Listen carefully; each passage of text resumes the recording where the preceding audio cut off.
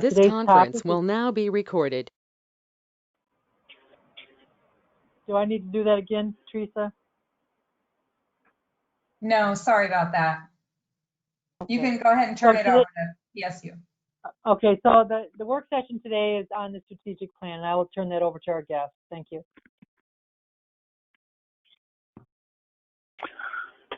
Okay, I don't know, I can't see Don's face here. Don or Monica, do you want to do anything to introduce this, or do you want me to just start? This is Don. Well, so just for the benefit of the board and for the public that are on, this is the second work session of the strategic planning process that we have initiated. Obviously, we didn't think we'd be doing it during a pandemic when we started it, and no one can say that we're not flexible. So, as we go through this, what the real goal is to position the county to be strategic in how the board establishes priorities that are reflecting the community's priorities, and then that allows staff then to organize our work to get those things done. And so it's just all part of us becoming a county that is mission focused, that is accountable, transparent, and then is doing all of that with a sense of good governance and good public process. So I just want to thank PSU for their leadership on this, and I want to thank staff for all their work getting this work session scheduled. So thank you. Okay, Don, you want me to take it over then? Yep, you go ahead. Okay, hello everyone. Terry Moore and Mike Leeson, if you could turn your screen on for just a second. And Brent, the three of us are at Portland State University in the Center for Public Services, and we had this contract to help you with your strategic plan. And as Don points out, today is work session 2. Okay, guys, that's all we needed from you. You can go to the background again. And so today's agenda, I'm going to give a little bit of time to set up the context, and then we're going to focus on the situation assessment, which is the work that we've been doing that I'll fill you in on in a minute. A break at about midpoint, then we come back to vision, mission, and values and principles, and finally with what the next steps are. So I'm on to the context for today, and I've done the introductions. Don and Monica, is there any other introductions you want to do of staff members, or should we just proceed on? I think it's okay just to proceed on. Okay, so I want to talk briefly about the procedures. Everybody's been getting a lot better at this, and we among them, but sort of slowly. And we've been thinking about how to have a meeting with a lot of people involved, and here's what we're going to try today. I will be making presentations on each agenda item to set things up, and I'll be aiming for, depending upon the item, 10 to 25 minutes. It will go faster if you understand what I'm saying, there's good connection, and you might disagree with it, but if you can, there will be, the general process is a presentation from us and then commission discussion. So if you can wait until the end, fine. If there's something that I said that you don't understand and you want clarification, then please, let us know. The way we're going to handle that is Brent, who was on the screen previously, is watching the commissioner views here and is looking for someone to do this.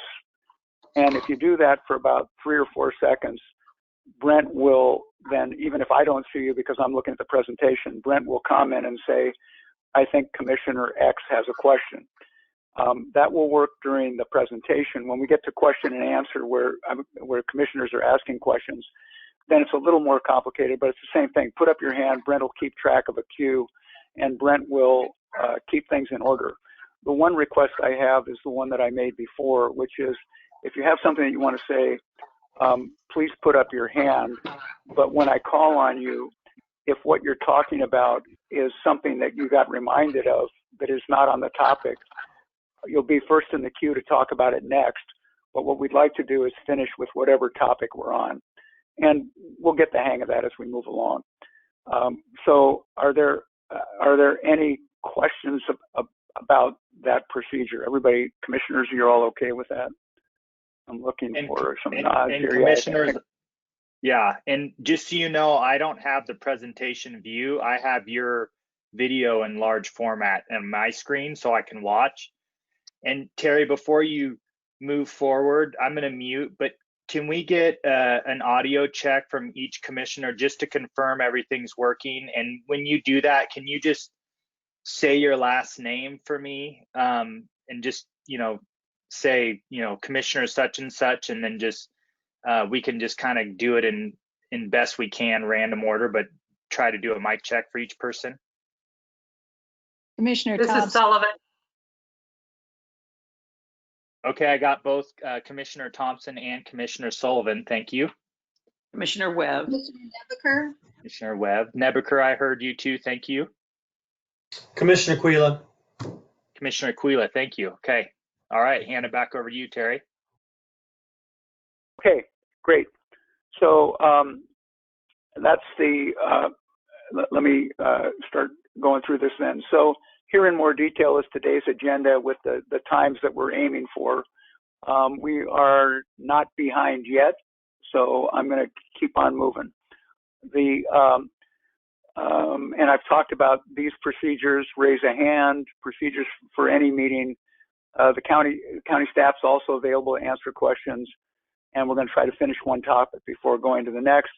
And this is the question that I think, as we move along and try to stay with the schedule, that you should be asking yourself when you before we close the topic, which is, am I relatively confident that I've been heard on this and that somebody's going to pay attention to what I've said? And if you can answer that question yes, then you might not need to answer more questions. But if you can't, if you answer that question, I don't think so, then you definitely need to step back in. And we will try to be sensitive to that. So let me review what we went over. This is mainly what we did in work session 1, but I want to review it again. The components of the strategic plan, which is what we're doing here. You're trying to get outcomes that you want. There are certain conditions that affect your ability to get those outcomes. And then once you understand what those conditions are, you want to take actions that will achieve those outcomes subject to those conditions. And another way to say that is that you've got goals, the outcomes. There are constraints and opportunities, the conditions, and you want to do an evaluation of both the conditions and the desired outcomes and make some choices about actions. So that's what the strategic plan addresses, and it addresses, this is a repeat of what I said before, but it's very important. It addresses only a subset of what is important to an organization. So the things that you do on a daily basis, emergency services, police protection, parks and recreation, any number of things are clearly very important services, but they may not end up in the strategic plan. And they may not end up in the strategic plan in part because they're working well and there's not a special need to deal with them. So the strategic plan is usually dealing with something special that needs attention, but it doesn't mean that it's more important than other things that you're already doing. So the glossary for strategic planning, I've shown this before. We're going to use the term vision, mission, vision and goals and objectives. They really are pretty similar, and they imply criteria and measures. We've got situation, and the situation is a condition or a factor or a characteristic, and I've used the term driver before in the last meeting. Those can be past or present or future. They can be likely or unlikely, and they provide a context. And also terms that you've probably heard before is SWOT analysis. So these conditions are strengths and weaknesses. That typically applies to things internal to the county, and opportunities and threats, things external to the county. And the ones that are internal you can influence, and the ones that are external you want to know about so that you can try to accommodate.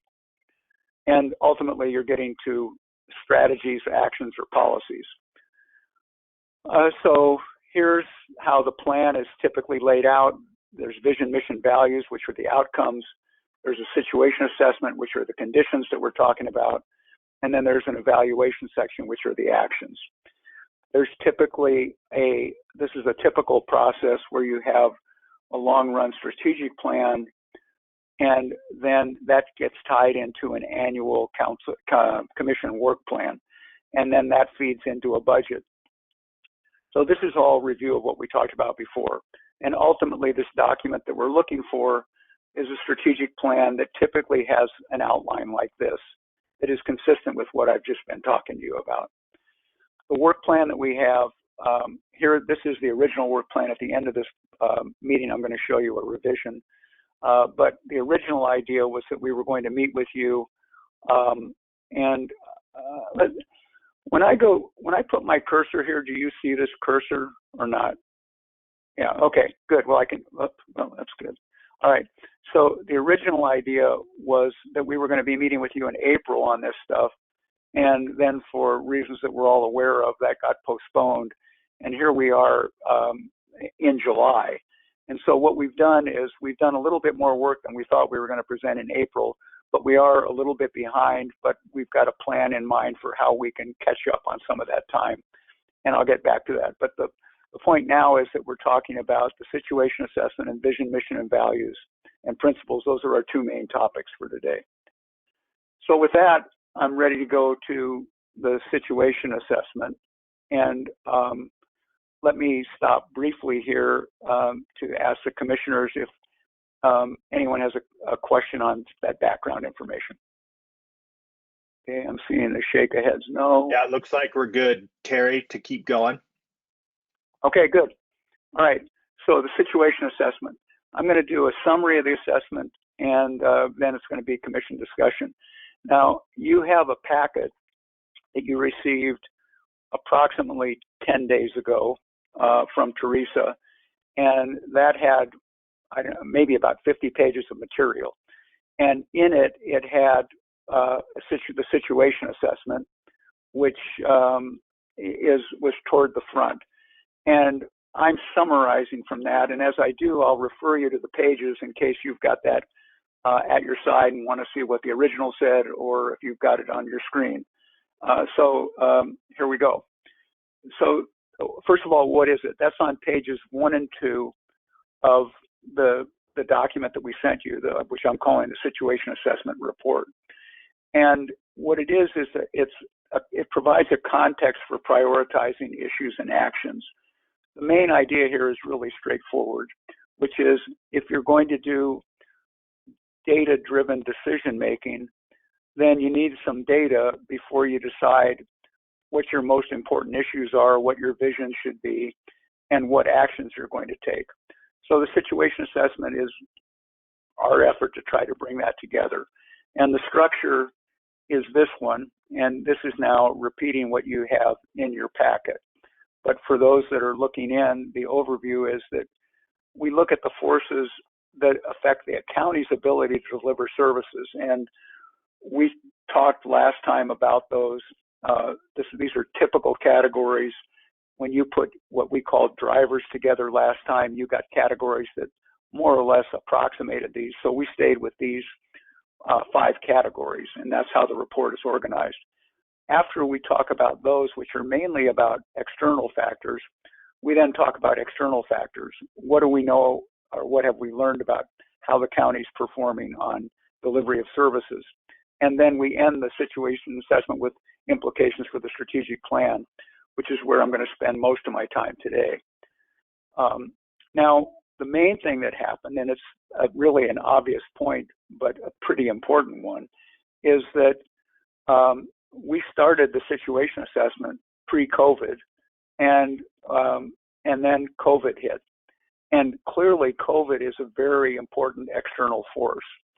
So we have done some work on that, but also in working with the county managers, we're aware that the county already has special efforts going to deal with COVID. So we are not doing anything short run or even medium run about, how are we going to deal with current health services or get emergency services out.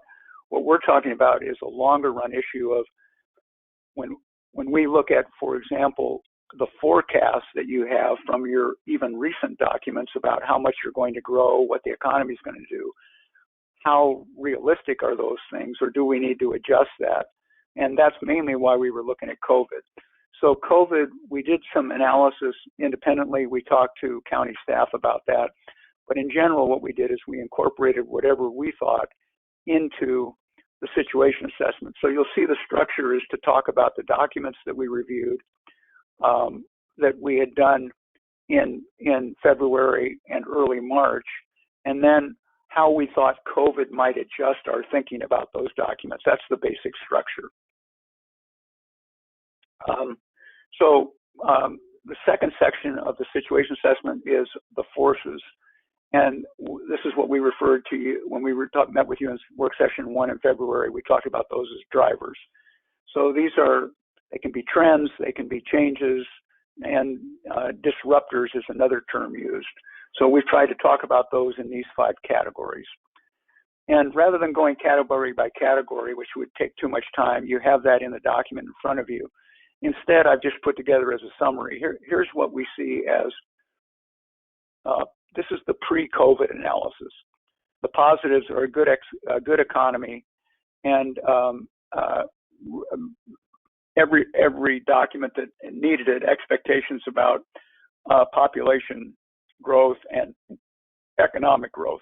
Not huge at, what huge would be 4% per year, not tiny at, a 0.25% or 0.5% a year, but something more on the order of 1 to 2% a year, which is usually a healthy growth for a community and something that their services can accommodate. And the second positive is is the county situation, good cash reserves, good staffing, and a commitment to work on good governance. And that commitment was made back in December when we got hired, and that's what the strategic plan was mainly to focus on. And that all happened pre-COVID. There were still issues out there pre-COVID, and you identified some of these in the last session we had. The aging population, excuse me just a second, the aging population, child care, various substance abuse problems, affordable housing, economics, always an issue, the health of the ag and timber industry, and tourism, and then a desire for more diversity, pretty typical. Environment, climate change at a big level, and other smaller environmental issues. And technology, the broadband being an item identified before COVID. And what you're going to see is that a lot of things that were identified before COVID, not surprisingly, are still there now, but they are in some cases even more acute. Broadband would be a good example of that, the digital gap. And on policy issues, issues of desired improvements on partnerships with other agencies to leverage your abilities to do the work. So that was pre-COVID as a broad summary. When COVID comes in, here's what happens. The positives get erased or at least substantially decreased. It's not a good economy anymore. The forecasts of growth, if anyone were doing them now, would definitely be going down. And you're using cash reserves to deal with some of the COVID issues. That line through them doesn't mean that they're gone. It just means that it's not the situation that it was 2 months ago. There are some new issues, the obvious one being health and social issues related to the illness part of COVID. The other part is that you're using resources, time, and money, so you've got less available for other activities that you wanted to do. And then the initial inefficiencies, the inevitable ones, not just yours, but everybody's, of trying to figure out how to deal with this social distancing. a lot of that is now, parts of that are behind you now, but there are still uncertainties about, the coming health problems, et cetera. The other issues are existing ones that get more complicated or more acute, and just a listing of those things. Trying to do economic development when you've got social distancing that's kind of crushing your tourism and industry and everything related to getting people together, restaurants, performance, et cetera. There are income issues that our work identified. If the economy's not working, people's incomes are down. If people's incomes are down, state revenue is down. If state revenue is down, revenue sharing could be down. If incomes are down, delinquency on tax payments could be down, and tax revenues could be down. So we're not saying all that is true. We're just saying that we're not talking about the magnitude, but we're pretty clear about the direction. The direction on that is not good. So that in a nutshell is what we've got in about 9 pages described in more detail. When we get to section 3 of the situation assessment, we're now on to the county performance, and the positive there, we did several things. We did some interviews with you and with staff and some focus groups and with partners back in February. And then we did specific survey of senior county staff. That means mainly, but not exclusively, department heads, to see what they thought about how things were going. Now, coincidentally, that turned out, we were going to do that anyway, but that turned out to be right about the time that COVID had asserted itself as an issue requiring county attention. That was early April, end of March, early April. And so we got some comments about that also. But what we got was good positive reviews with new expectations about new county management and the communication of staff, commission, and senior management. Good evaluations from department heads about what they thought they were doing and how their department was set up. Same thing from the partners that we talked to. That's what I mean by external, and not a whitewash either. I mean, we asked harder questions, and the department heads were willing to say, well, here's stuff that we'd like to get fixed. Because of the immediacy of COVID, a lot of that ended up being about possible, coping now, but probably can't keep this up forever. And we could be doing a little bit better on all kinds of things related to off-site work, and that you've made progress on that in the meantime, including meetings like this one. So then regarding other improvements, the notion of governance came up several times of how do we evaluate what our priorities are, how do we document those priorities, and how do we make decisions about them. Partnerships with other agencies, and then some specific areas, and I'm just giving some examples here. There were others, but these are a few that showed up in those interviews. So then the final part of the report was only a couple pages, and our assessment of what all this means. Now, our assessment was pretty thin in that we could have gone on for many pages. In fact, I think in earlier drafts we probably did, and saner minds came in and said, you've got to summarize this a little bit better than you have. And we got to the point of saying, what we really want from the commissioners at this point is we don't need them to tell us at this point exactly what strategies are needed, exactly how those strategies should be implemented. But what we do need is to get some focus on what the most important things are for us to be working on. And I want to put that in context. The next steps for us after today are to work with work that will be done, I would say mainly by your staff and maybe by you, as you break into small working groups to around and I'm just going to say 5, and 5 means as few as 3 and maybe as many as 6, 5 topic areas. But we have to have those 5 areas because we can't look at everything that has shown up and make every one of those a strategy.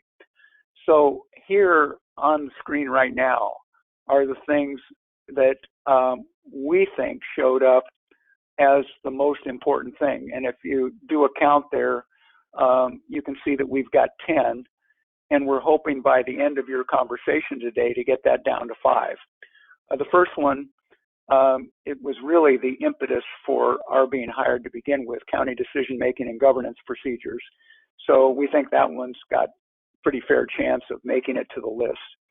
Resilience and emergency preparedness. There, you're working on COVID for sure, but it may be, I think it is prudent for any local government now to be thinking about not just on COVID, but on other issues now that we've had the experience of COVID. How well did that go? Did it go well enough? Are there things we could do to improve? Are there things that we should follow up on to make sure that we cement certain procedures? So that seems like a logical thing to consider as something to focus on. And that is in addition to the short run, medium run stuff that you're already doing with respect to COVID. This is more a strategic than a tactical issue. Communication and technology infrastructure, that was there before as an issue, trying to deal with getting broadband service to remoter areas. And with COVID, as you try to figure out how to run schools, how to do these meetings, for example, even more importantly, perhaps how to run schools, that broadband issue is high on everybody's list as something that needs some resolution. Economic development, almost, not always, but it's got a 50-50 chance of making it to a list of in a project like this, because there's always some issue out there. And now with COVID and the amount of downturn in tourism industry and other industries, and the back and forth and wave of social distancing, reopening, not reopening, and the possible need for partnership. That's why that one's on there. Affordable housing and homelessness was one from before that probably would have made it to the list anyway. Our analysis suggests that the possibility as federal subsidies start to go away, which they could, and people then are trying to deal with postponed rents, that housing could become an even greater problem than it is now. Public health is an obvious one that probably wouldn't have been there but for COVID, but there might be some attention there because of that. Mental health was one that showed up in previous surveys, and that tied, in your case, maybe not quite as tightly, but in other studies that we've done, that ended up tying to police and other emergency services, and trying to get the right agencies dealing with the right problems, and not have sworn officers dealing with having a large part of their effort being on mental health issues. Child care is one that was here from before. It showed up in your work session number 1. Got a couple of votes for it there, which was about all that any single topic got. And again, with COVID, becomes part of how do we get people back to work when there is work to go back to, when we've got schools closed, and it's a pretty pressing problem. Public engagement procedures, that's was there a little bit before, maybe wouldn't have made it to the list, but now as we trying to figure out how to make everything work with COVID, and it may be that all that is solved now, or you may decide that there's more to work on these kinds of issues, and you want to do more there. And then one that we've talked about before, collaboration with partner agencies. Now, these are 10 that we put on, but it doesn't mean that we got all the right 10. If in your discussion today, you came up with others that you thought were more important, that's completely appropriate. That's where we are right now. So if we're trying to get this set up so that you've got something to work with, if we've missed something, then you should tell us that.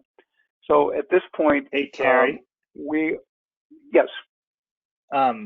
Can you give a little bit more context? I remember a lot of discussions with you and I and Mike around why you stick with 3 to 6 around. It's not that the other issues are going to get ignored, but it has to do with capacity of the board, capacity of the county itself. You can only do so many things. Can you just expand on that a tiny bit? Yeah, well, since you've already expanded on it, I'll just expand a tiny bit farther, which is, number one, you're right. And number two, our experience on doing these things is that if you try to do everything, number one, I have seen plans where they have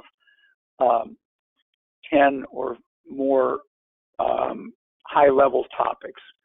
And that's a problem. And then even in plans that I've worked on where I've tried to squeeze people down to 5 or 6, the way they cheat is that they then have 10 actions under each of the 5 categories. They just shoehorn everything in. So you're still trying to do 50 actions then. And that's where it gets problematic, because what a final part of our contract is to work with you on something that we think and your managers think is pretty important.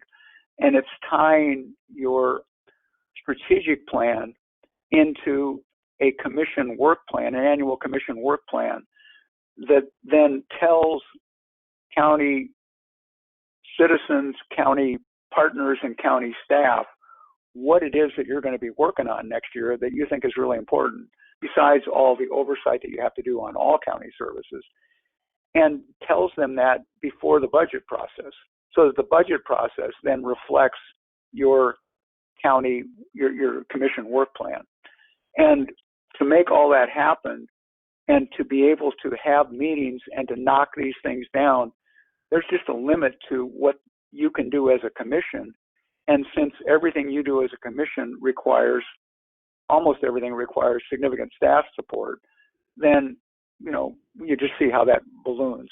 So we want to try to keep the numbers down for that reason, as Brent said, not because the other things are not important, but because we want to make sure, and I think you want to make sure, that you're working on the most important things.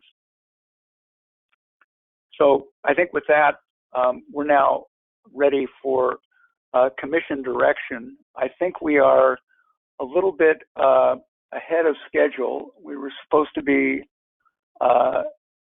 done here. I got that presentation done a little bit ahead of time, so we've got more time for commission discussion. And I think I'll just, Brent, why don't you just keep people in order? Commissioners, you can talk to each other. You can ask questions of Mike and me, or of other county staff members. Okay, yeah, and yes, I see Commissioner Thompson's hand up. I wasn't sure how the commissioners have been managing discussion via a virtual meeting. So I can either keep track of the order and then call on people to have discussion, unless you already have a methodology you've been using that works really well. You want me to? Okay. So then we'll start with Commissioner Thompson, and then any other commissioners, once you raise your hand, I'm just going to create a queue, and then I'll just start going down the line. Okay. Yeah. And Brent, when you see Commissioner Webb's hand go up, if you could just kind of put a thumbs up so that the commissioners know that they don't have to keep the hand up then. Okay, so Commissioner Thompson is on, and Commissioner Webb, you're next in line. Thank you. I love how you've organized this. And of course, I'm one of those people who's guilty because I want to do it all. So I'll do my best not to sneak this in. But because everything you've listed here is significant and important, in my mind, I will have at least a sequencing of things that I think. And what I notice when I look at your list, I've really been attending to it without even knowing that it's there. Because I've been working on broadband, I've been working on childcare, and I've been working on collaboration with partner organizations and kind of catch Ken on a lot of the other issues. But those are my big three that I've been working on. So I don't know what my colleagues want, but for me, those are the three: the broadband, which is communication technology and infrastructure, childcare, and collaboration with partner organizations. Because I want to work with people who have interest and skills and resources that can help us address all of these. Thank you. Well, thank you. That was, and I'll take that as an example for everyone else. There's a very direct answer right on topic. Thank you. So, Commissioner Webb. There were a couple of things that I thought we had talked about in our initial meeting that I don't see here as a subset of anything. The first one is climate change. We have a lot of issues in our fragile landscape relating to climate change, and they are things that affect our economic development. You know, they affect all kinds of things, and I don't see that here anywhere, and I think it should be. I think it should be something that is front and center for our work for the future. The second issue is one that has come up as our comprehensive plan work continues. And it really relates to, I call it rural infrastructure. It relates to the fact that the rural parts of our county are among the fastest growing. And we need to be very seriously considering the future of the kinds of developments that we're seeing in rural areas. And it relates to, of course, all the basic municipal services of water and drainage and solid waste disposal, et cetera. Those two, of course, are very climate related, especially in terms of our water supply.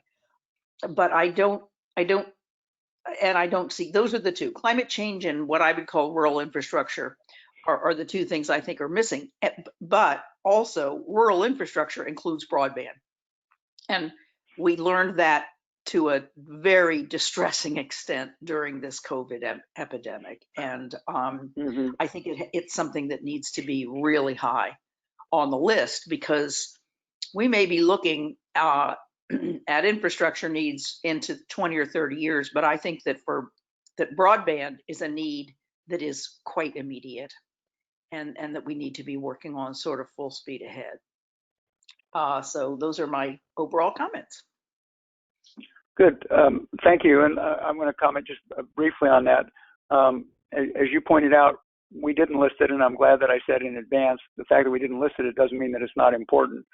So those are both of those topics should be on the table for you to talk about, and we're not making a judgment about which of these are most important. And I think that's mainly what I have to say on that. So thank you. We have Commissioner Sullivan's next in the queue, and then Commissioner Nebeker after that.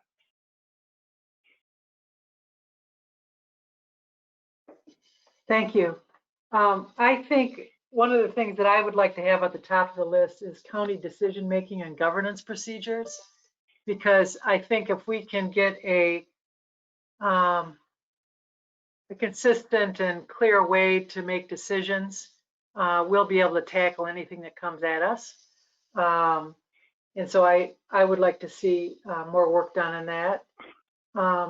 I think climate change is such a huge issue.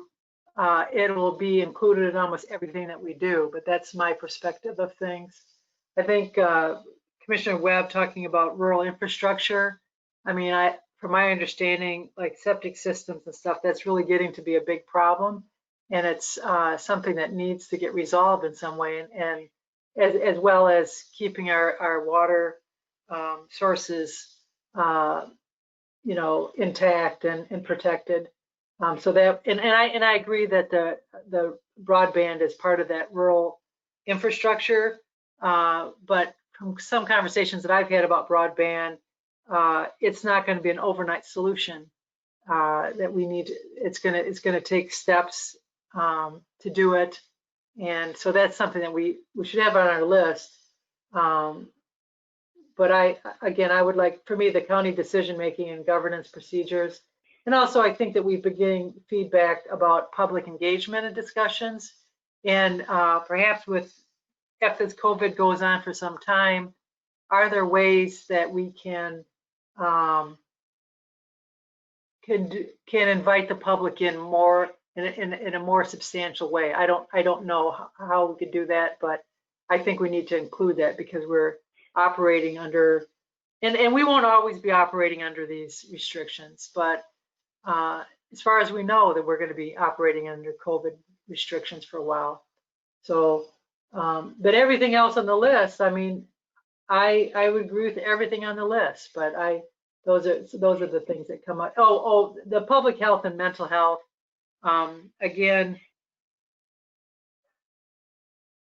I think part of the unrest is on many levels nationally, but as this COVID goes on, I think we really need to be mindful of the stresses that people are under and how that will affect community mental health within families and, with the jobs. Everything kind of, for me, kind of funnels down into how will people react to this and how can we as a county help support healing and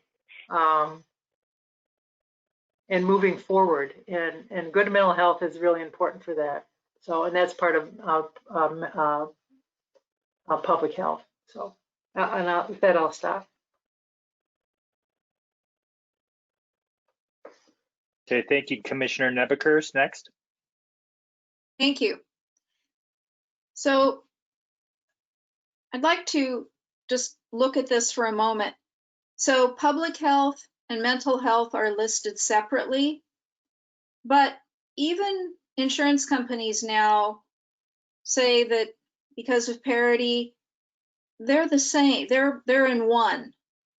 And I know historically we've always looked at mental health and public health as separate, and I know that our organizations have them separated that way, but I think going forward, we should look at them as a whole.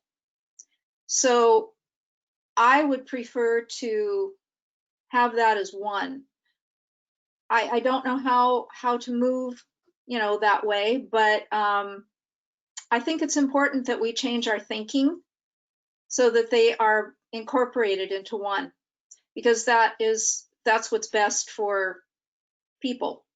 I'm not sure I understand collaboration with partner organizations. Is this partner organizations would be like within the county? Is this?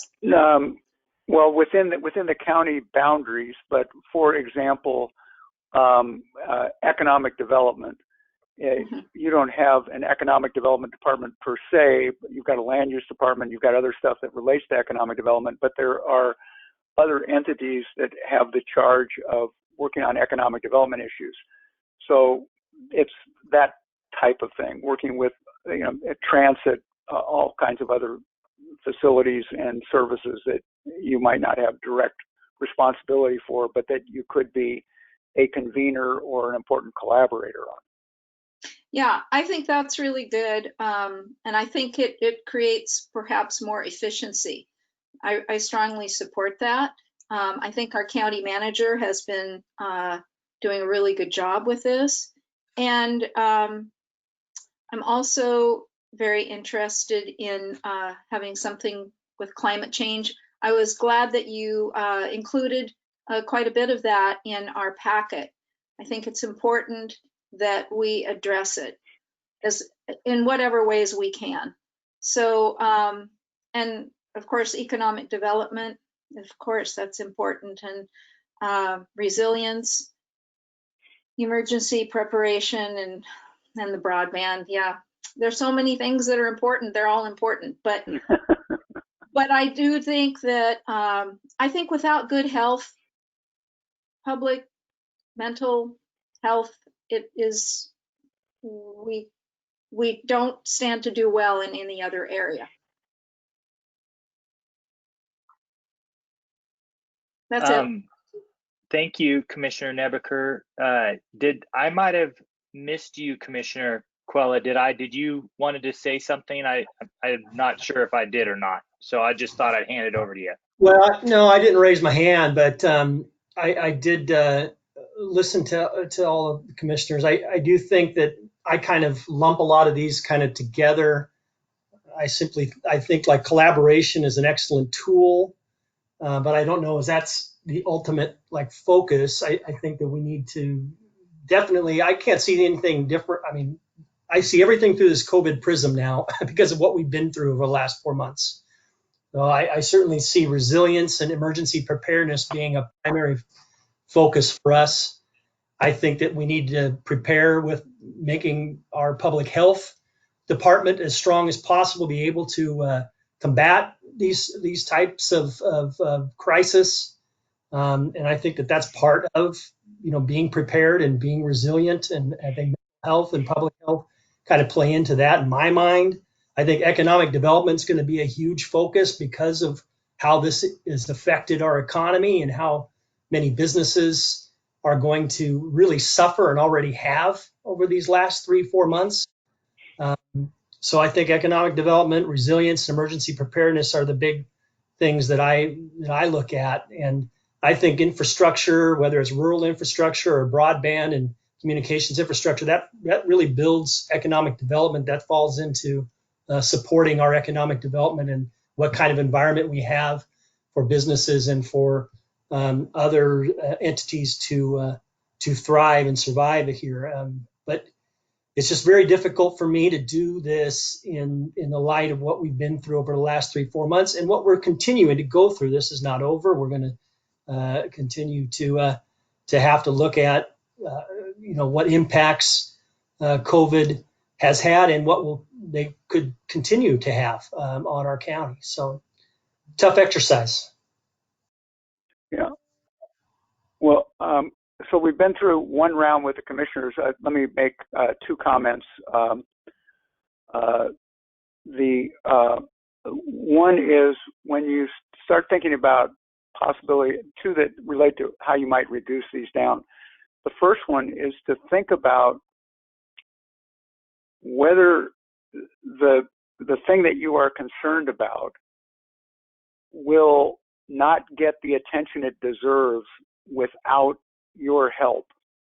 In other words, it's going to take the county commission giving some of its time to make that thing work.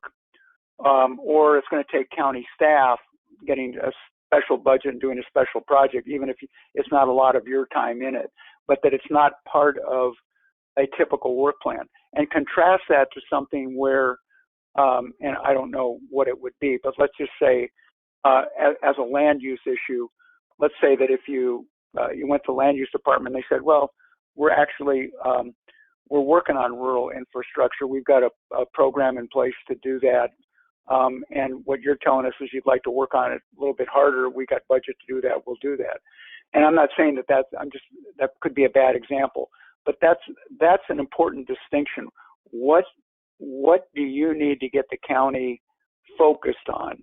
And that's the first point. The second point is I've been through exercises like this a lot where people say, well, we got 15 options here and you got to get it down to 5. You're never going to be able to do that in the 30 minutes that you have. And often that can be done. And the way that I've had success doing it before, and I'm reluctant to say that because I'm not sure that it's going to work here, but I did it once where I said, okay, we got 15 topics here. What 5 are, and we're going to select 5, what 5 are never going to make it into the top 5? And which 3 are going to be in the top 5, no matter how much discussion you have about this? And when you do that, then we're down to, then when I did it that way, I was down to seven topics that we had to talk about and find out which 2 were the most important, because 3 everybody already agreed to, 5 everybody already agreed weren't going to make it. So I don't know if a question like that is helpful to you and whether you could answer it, but it looks like Commissioner Thompson's willing to try. Because you're such a good provocateur of good thinking. My logic was a little different. I looked at what topic areas, if they were handled well, would have a beneficial impact on everything else. And that's why I looked at broadband. It impacts education, it impacts commerce, it impacts social thing, it impacts really everything that we do. And I understand, so that's one point. I understand that resilience is absolutely essential. And what I've been told is the best predictor of catastrophic resilience is economic resilience. So I look at it that the way to handle catastrophic resilience is to back up a little bit and focus on childcare and broadband, because they will impact economic resilience. And also children's brains developing from 0 to 3, 85% of their capacity is in place by the time they're 3. Okay, employers need employees who are able to come comfortably and reliably because their children are well taken care of. It's developmentally essential. So most impact on other areas was something that I looked at. The second thing I looked at was what's high on the list of community consciousness right now. And that also relates to what kind of funding is available through partner agencies, which is where the partnering agencies come in. I went to the CCO meeting. They have $1.6 million to distribute in Clatsop County, and they're looking, there's no Clatsop County commissioner on this board, by the way. There's a Tillamook County commissioner, there's a Columbia County commissioner, there's no Clatsop County commissioner on the CCO board. I think we ought to look at that in terms of effective collaboration. 1.6 million, so they're looking at housing, they're looking at broadband, they're looking at childcare. So who's got the money and wants to work with us on issues that will have profound impact on all the other issues? And when I look at the climate, it's like, holy cow, of course we have to look at climate change, but what can we do here on the ground in Clatsop County that provides the groundwork so that we'll have a fertile environment and unity among our the people who live here and the people who come here, so that we can address this big issue. So there's the sequencing as well. And that was my thought process in those. Thank you. Thank you.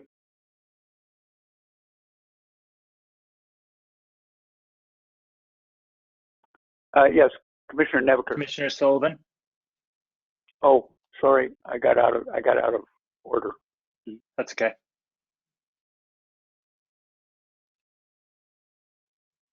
Did you want Sarah to go next? That's Commissioner Nebeker, that's fine. I can wait. I just have a short go ahead. Okay, I just have a short comment. Commissioner Thompson brought something up that I think is worth noting. Well, several things, but this one is about childcare. If we're going to talk about childcare, if we're going to have that in our list, I don't think it's appropriate to just have childcare. She talked about brain development. Well, that requires a quality childcare. So if we're going to do that, I would say quality be added to that. Yeah, because that seems to be where we have a problem. Thank you. Thank you, Commissioner Nebeker. Commissioner Sullivan. I think I agree that I think we're all kind of looking at this. Your audio, yeah, your audio's, at least on my end, is pretty garbled. Is everybody else can hear her really clear? No. It's very bad. All right, is it bad now? Yeah. Yes. I'll wait then. I don't know what to do about it, so. All Are you able Commissioner to call in Sullivan, on your phone? there's an option if you can switch your audio over to your cell phone, and I could help you do that on a break maybe, or you could call in and we could have you, use your phone for audio but stay on video. Okay, all right. Okay. Brent, I'll work on that. Brent, could you just call Commissioner Sullivan now and get that going? I'll try to monitor the hands while you do that. Well, I don't think I can. She needs to use her phone to call in. She's got it. Yeah, she's Okay. got it. Yeah. Okay, is there anyone else who'd like to speak while Commissioner Thompson's straightening that out?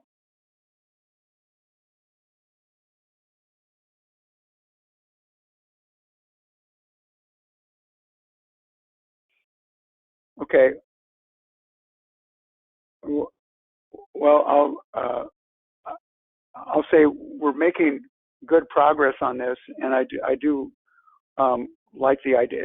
What Commissioner Thompson said reminded me that there are lots of different criteria you could use, and she posed a couple of good ones, which is, will it have multiple impacts, and how important is it to the community? So, just think about those things as you move forward.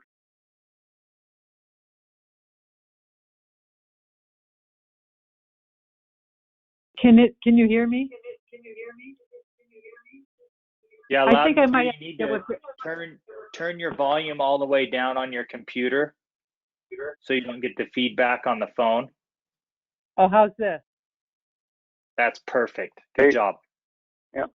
Okay, of course I can't hear you all, but no, I guess I can hear you over the phone. So, no, that was pretty much my thing, that we're looking overall what will have the biggest impact. And when I think there's another thing on the list that's not on the list, that is education. And with this COVID, I'm very concerned about, in particular, the community colleges. And our community college is important to our county.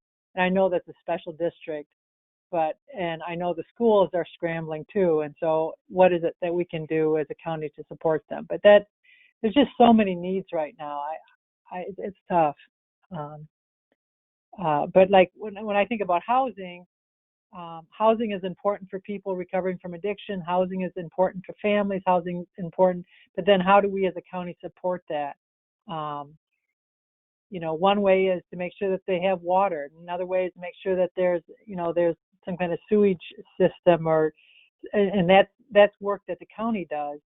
And usually it's external developers that will build the housing, but we set up infrastructure to it. So that's why the only one that I'm absolutely sure on is working on good governance and decision making, because I think if we can continue working on that, anything that comes towards the board, they'll be able to help and make a good decision. So I'll stop with that.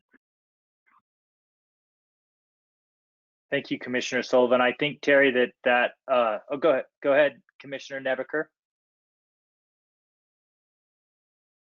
I would like to get a little clarification on county decision-making and governance procedures. I mean, we already have some things in place. I guess I'm just not sure where the deficiencies are in this. I'd like to hear about this. Well, Mike, would you like to talk about that briefly? You've been exceptionally quiet. Trying to practice good self-governance. Yes,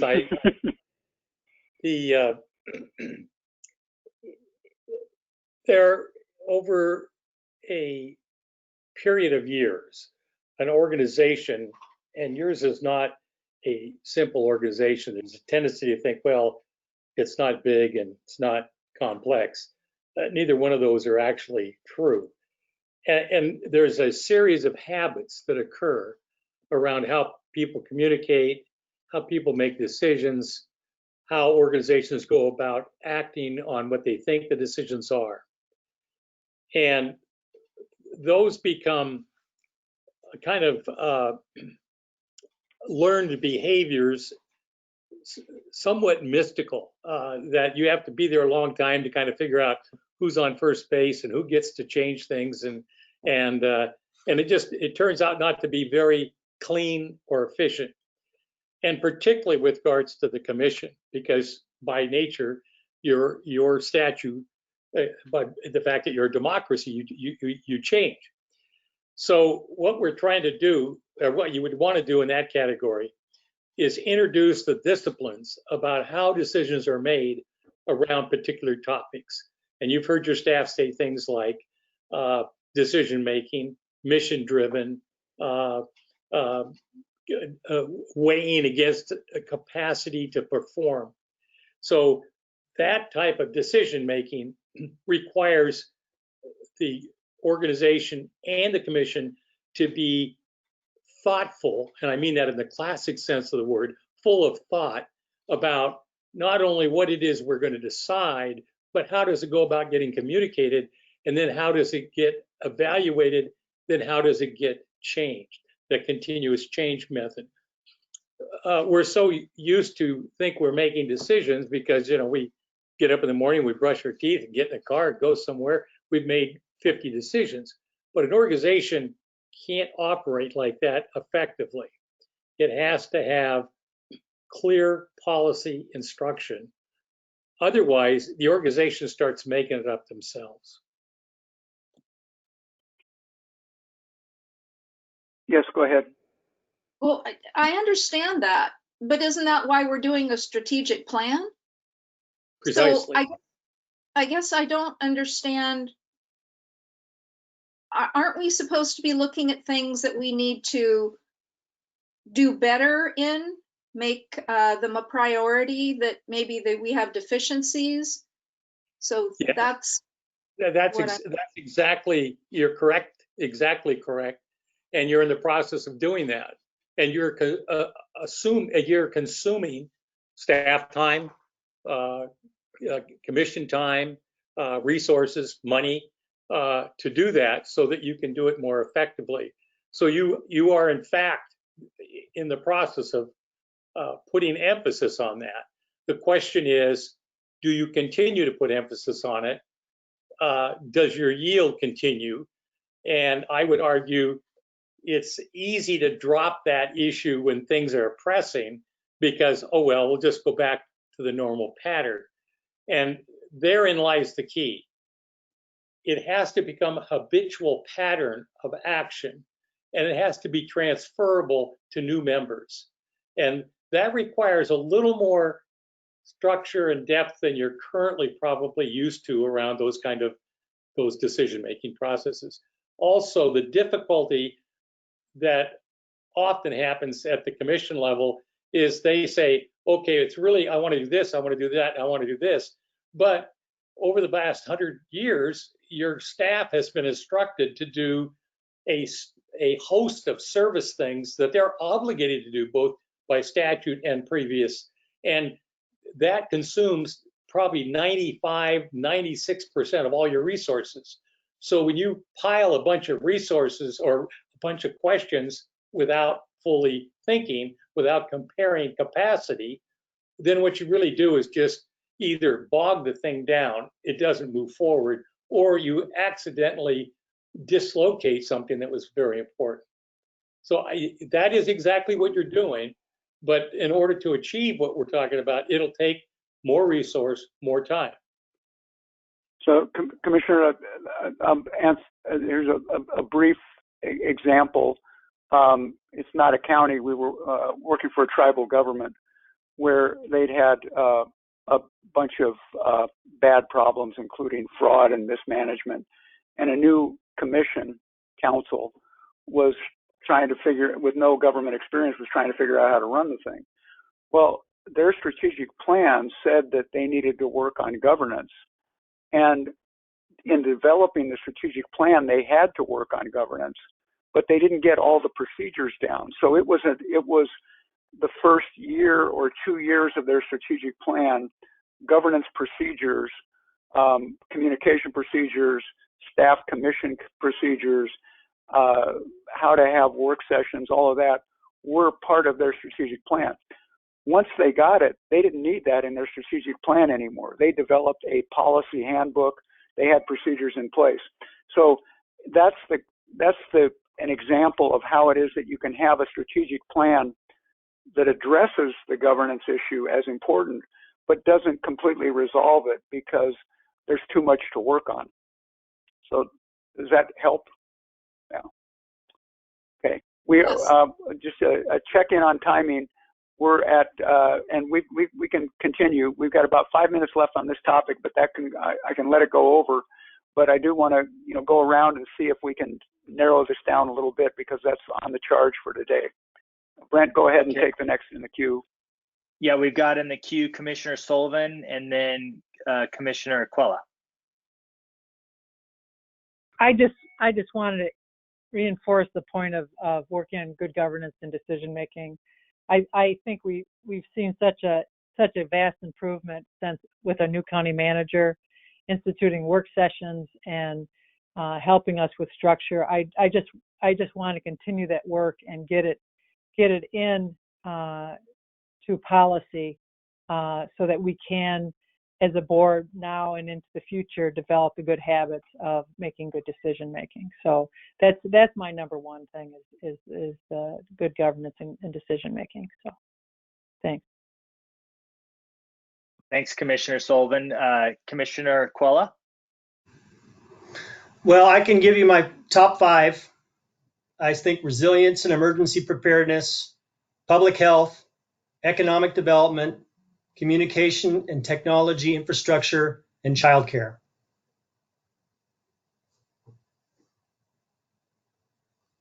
Okay, well, thank you. There's a good start. So broadband, resilience and emergency preparedness, public health, economic development, and childcare. Did I get that correct? Yes. Yep. Thank you.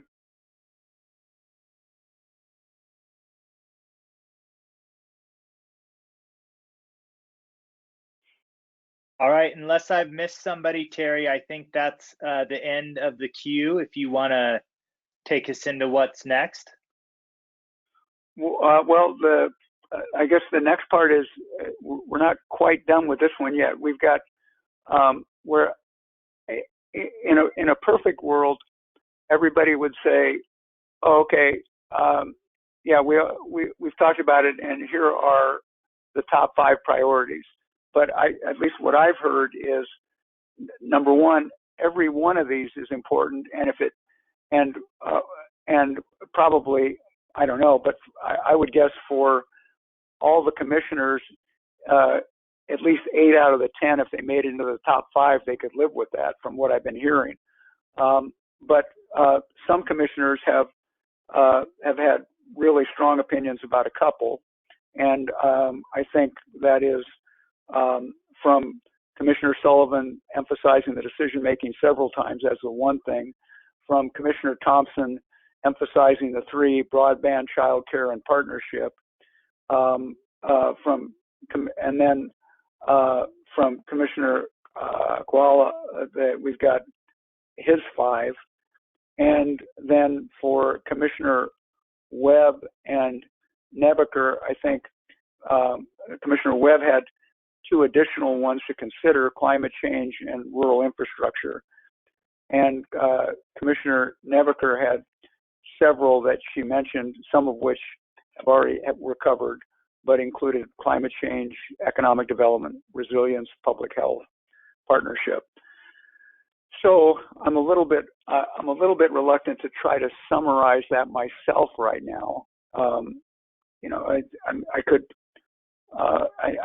Would a couple other commissioners like to, based on everything that's been said, make a proposal that tries to tie some of these together? Terry, Commissioner Sullivan, and then Commissioner Thompson's in the queue next. I would like to see if, I see there's connections among all of us. I have heard public health mentioned consistently, But I would like to ask the other commissioners if they have a problem with us including the county decision-making and governance procedures as part of the work for this strategic plan, and then add other issues on top of that. Does anybody have a problem with the continuing to work on the decision-making and the good governance procedures? That seems like that should be the overlay of whatever issues we talk about.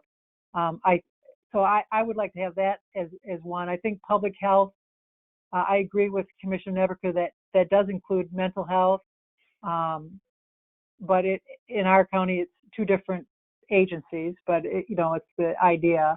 The resilience, I think, is another overall thing that handles almost everything. Resilience also handles economic development, because how do we become resilient as a county, or continue to be resilient? So anyways, that's my thinking on that. Let me, Thanks, Commissioners. Brent, I want to respond. I want to respond to that briefly before we go to the next one.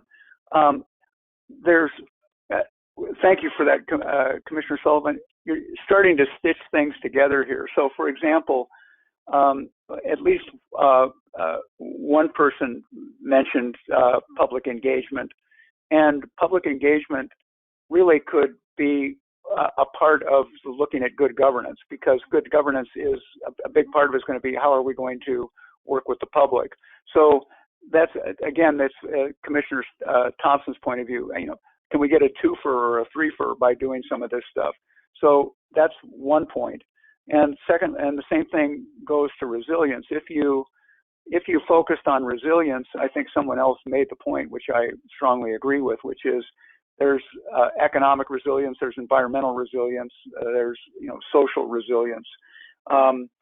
If that were a theme, is that too vague, or is that a broad enough theme that then as a work item, it could be to try to define those things, and maybe that starts to then include collaboration, because you work with partners on that theme. So I'm just looking for ways to do what I said I didn't want to do, but because I know you want to, which is to kind of get some topics here that maybe start to stitch things together, and then let the committees that are going to be fleshing these things out start to say, well, what is the important part of that? And, we're not going to be able to have 10 actions on resilience, so which ones are we going to focus on?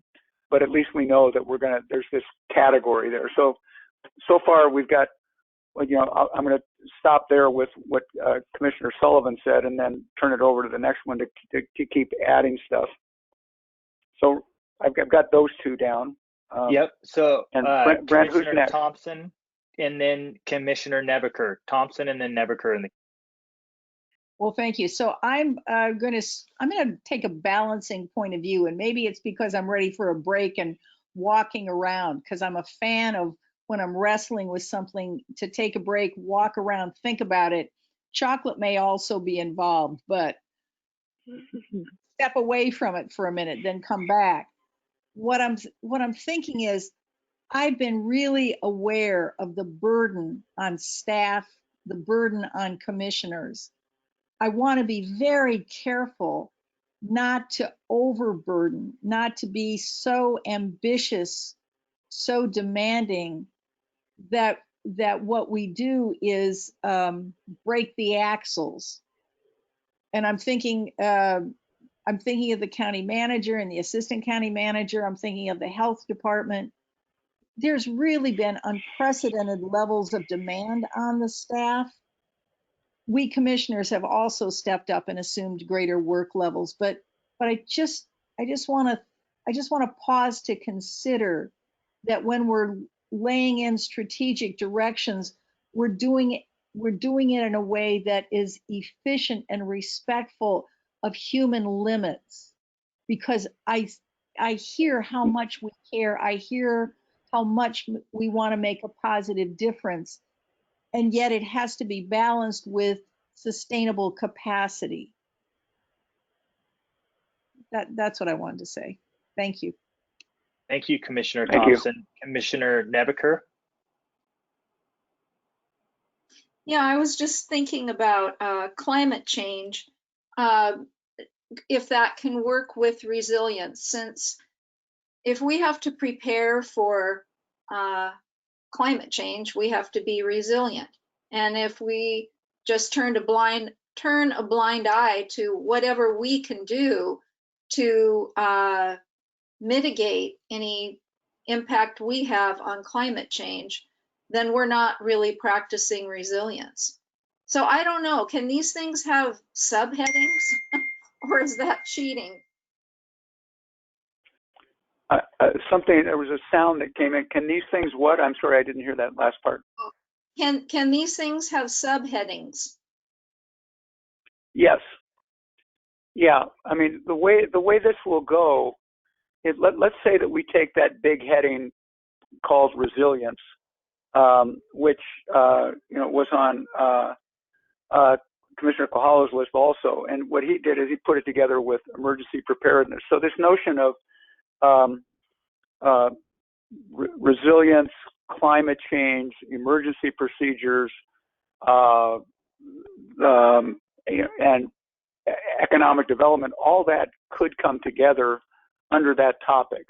Now, what that does is it pushes things a little bit farther down the road, but that's okay. It acknowledges that there are important connections, and that those connections, but for your direction to deal with them together, might not be made. And so now there is let's just say, for example, a task force that is to deal with that, and it gets some staff support, and so that could be the action that comes out of this. And by doing so, it covers a whole lot of topics that have been talked about, but it is a single manageable action. Now, it won't have all the details, but it may be able to elevate the conversation, get some public support around the concept of resilience, and then set up the next steps. That's a possibility. Thanks. Mike, he came in to make a comment, follow up on that? Briefly, I want you all to realize that you're now in the process. If you recall, I said that there's a certain hierarchy to this. You start with a very broad discussion of what you want to focus on.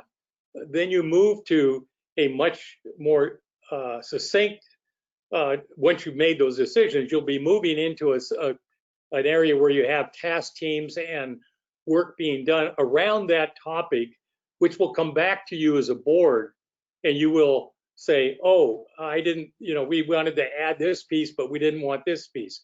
So you don't have to fix it all or get it all correct at this stage, because the next stage is going to be involved much more analytical question, more definition of problem, more analyticals around capacity.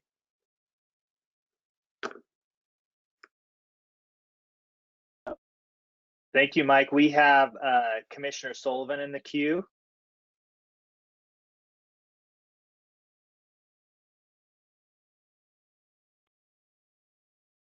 Commissioner Sullivan, I think that you may be muted on your phone. No audio still. Hear me now? It might. Yeah, we can hear you now. Thank you. Okay. So I'm thinking about adding, if we were to add economic development, if we had county decision-making, good governance, resilience, if we added economic development, it seems to me what I know about economic development is, people will move to areas if they have good schools. And so education could be under economic development. Jobs, parents need safe and quality childcare in order to continue with their jobs. So it seems like childcare could also go under economic development.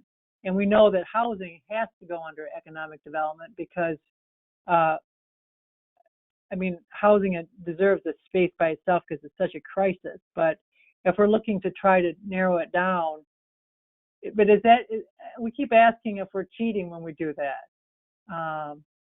But do you know what I'm saying? Yeah, and it's not. Let me put it this way: it's not.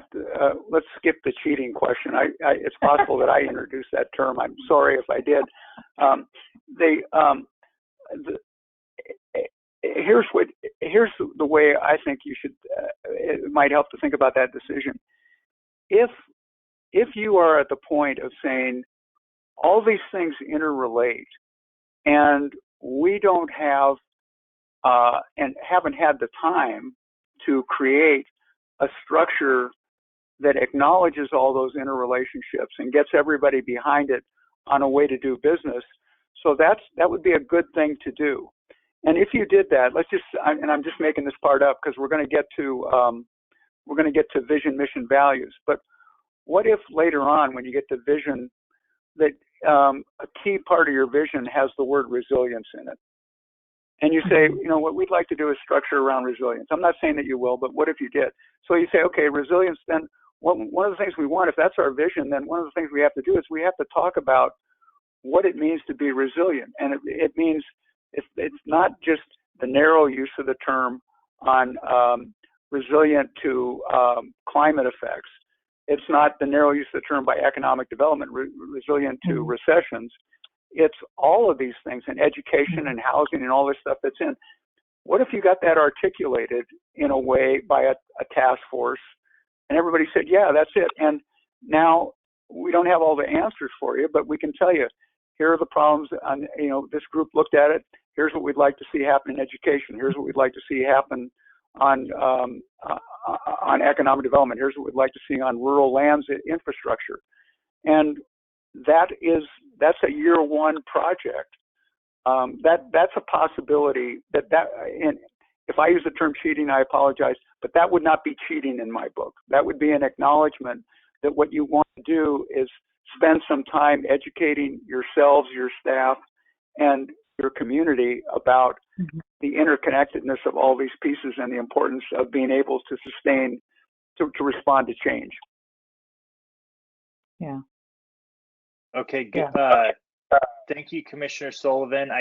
I believe Commissioner Thompson, did you raise your hand? Okay, so then I believe we have Commissioner Webb in the queue is the only commissioner. Okay. In my endless belief that, as Barry Commoner taught me in graduate school about 150 years ago, everything is related to everything else. But so then my instinct is that I need to categorize a list of 100 things. And I see these ideas as really falling into 3 categories. One of them is the way we do business, the way we operate. And I think that includes, our decision-making, our collaboration with other organizations. I think to a certain extent, it also relates to economic development. The second thing is there are things on this list that we must by statute do. We have, and I guess public health, emergency preparedness. Those are things that we have a mandate to do. We must, as a county government, as a vehicle of the state, there are things we simply have to do. We have to pave our roads, etc. There are a number of things. And then third on this list are things that we can convene, we can lobby, we can advocate for things, but we don't have the mandate to do them. One of those is, I think, housing, childcare, certainly. Those are things that we have to do. Things that we don't really have a mandate to do. but that we should be doing as leaders of a regional government. So to me, those are really three distinct things. I'm also a little bit, in the many strategic planning processes I've been through, this is a way of doing things that I don't think I've seen before, that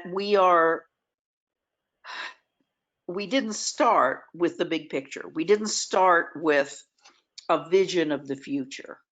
And to me, what we're talking about here are some very specific things that would fall under a longer term planning vision. Because to me, vision and mission and values come before this list that we're making right now.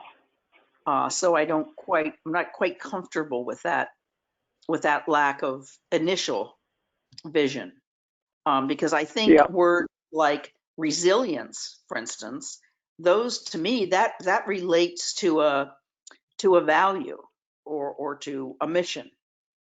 And so, as I say, I'm a little backwards here. No, actually, you're not. I'm disappointed that I have to acknowledge that you're exactly frontwards, and that I made a mistake here. And so here's a way out. I think I would suggest that we take Commissioner Thompson's advice and go get some chocolate, and that we come back and then get into vision, mission, values, and see where we get to on that. And then as part of the final part, which is next steps, see if something came out of vision, mission, values that kind of creates a direction, that then it makes it a little bit more clear on how to sort out these issues. Because you're right, Commissioner Webb, that's the way it was supposed to go down. And I got a little bit ahead of myself here, because what I didn't want to have happen was to go to create a vision in the absence of a situation assessment. Because the downside of that is that you have, you have a vision that is not only out of the box, but is untethered to earth. And so you want something that is a little bit more realistic than that. So I think if it's okay with everybody, I'm going to say we got a lot of stuff here. Trying to press for 5 right now, I don't think is the right idea. Let's get into vision. Let's take a break, get into vision, mission, values, and then see if we can, where we can get to as part of the last agenda item, if that's okay with everyone. But got a couple of nods there. Yep. Well, okay. No hands raised there, Terry. So nothing in the queue. When you say when we want to get back, I would like to suggest that everybody just turn your camera off and mute yourself when we go on break, rather than having people come back in and out of the meetings, if that's possible, just to kind of do that so we all stay in the meeting. Yeah, and my computer's showing 2:33. If we're a little bit behind, if you could make it 7 minutes and be back at 2:40, and then we'll give a minute for everybody to get back. So 2:40, 2:41, if that's okay. Terry, I think is that going to be a little tough for people? I think. Well, we'll see. Okay, 2:41. Yeah. Okay. Okay. All right. So everybody's on mute until then.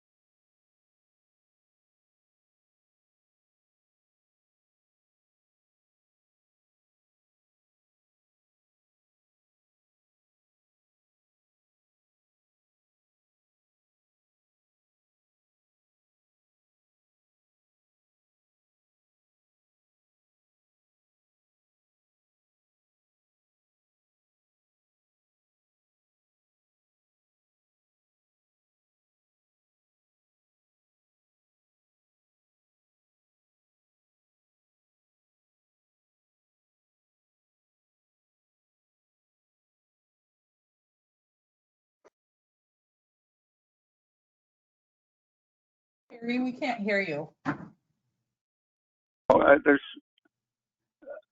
about now? Okay. Now we can, yes. Okay, something happened with that. Okay, good.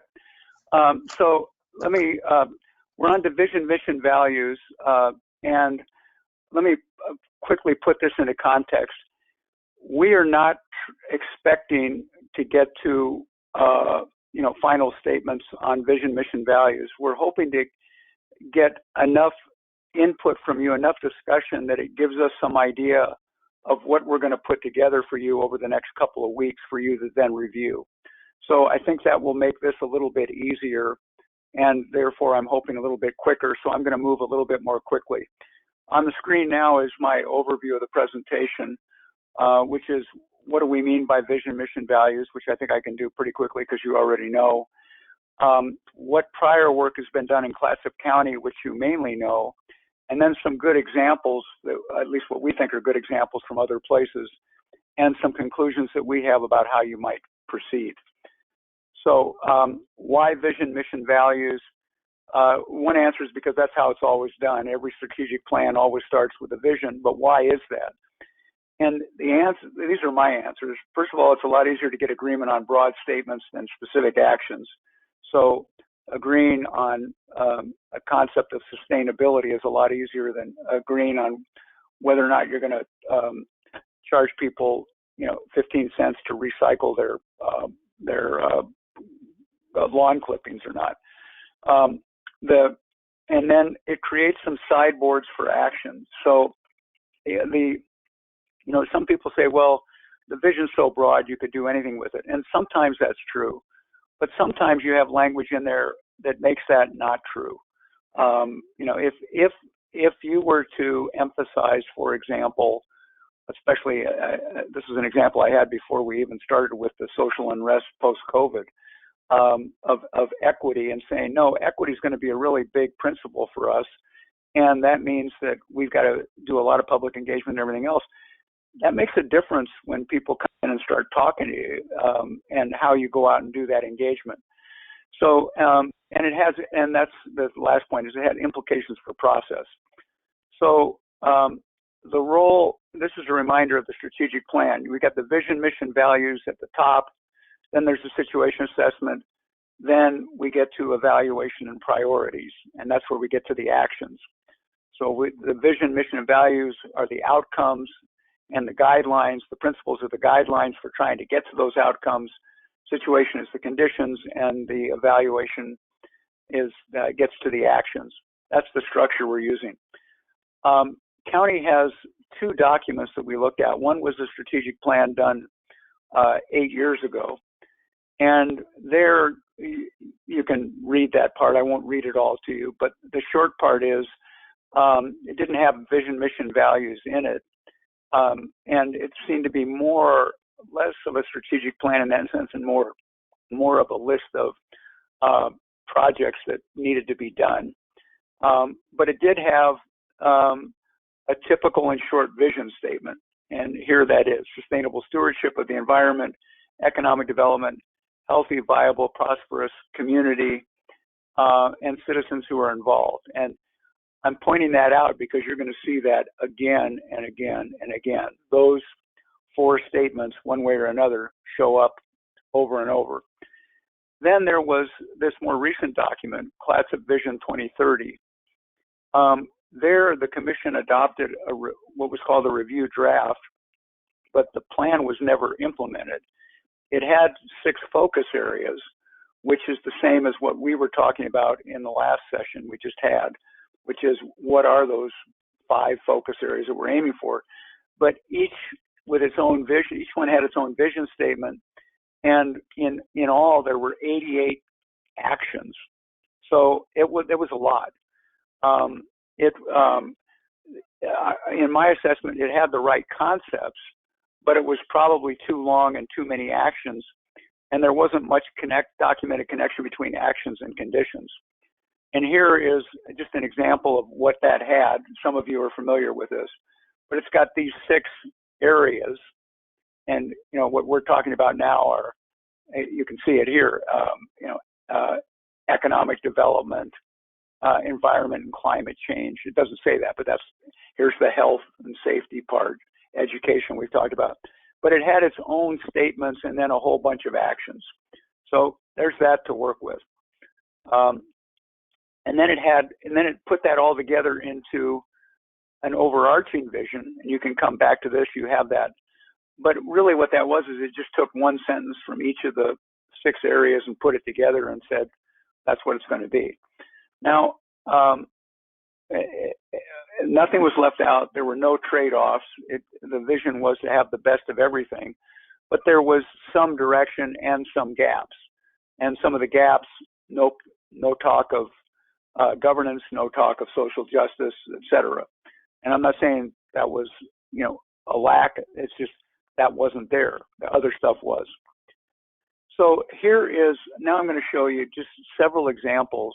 And most of this is work that we've done. What I got to was this notion of plan on a page. How do you describe in one page what's going on? And this we've done in a couple places now. And here you can see, in this case, just a 1-sentence vision. This is for the city of Salem, a 1-sentence mission, some values, and then some goals that lead to specific actions. And there it is on a page. Don't worry about the details. I just want you to get the concept. Here's how that got presented to the public so that they could see the vision, mission, values, and actions.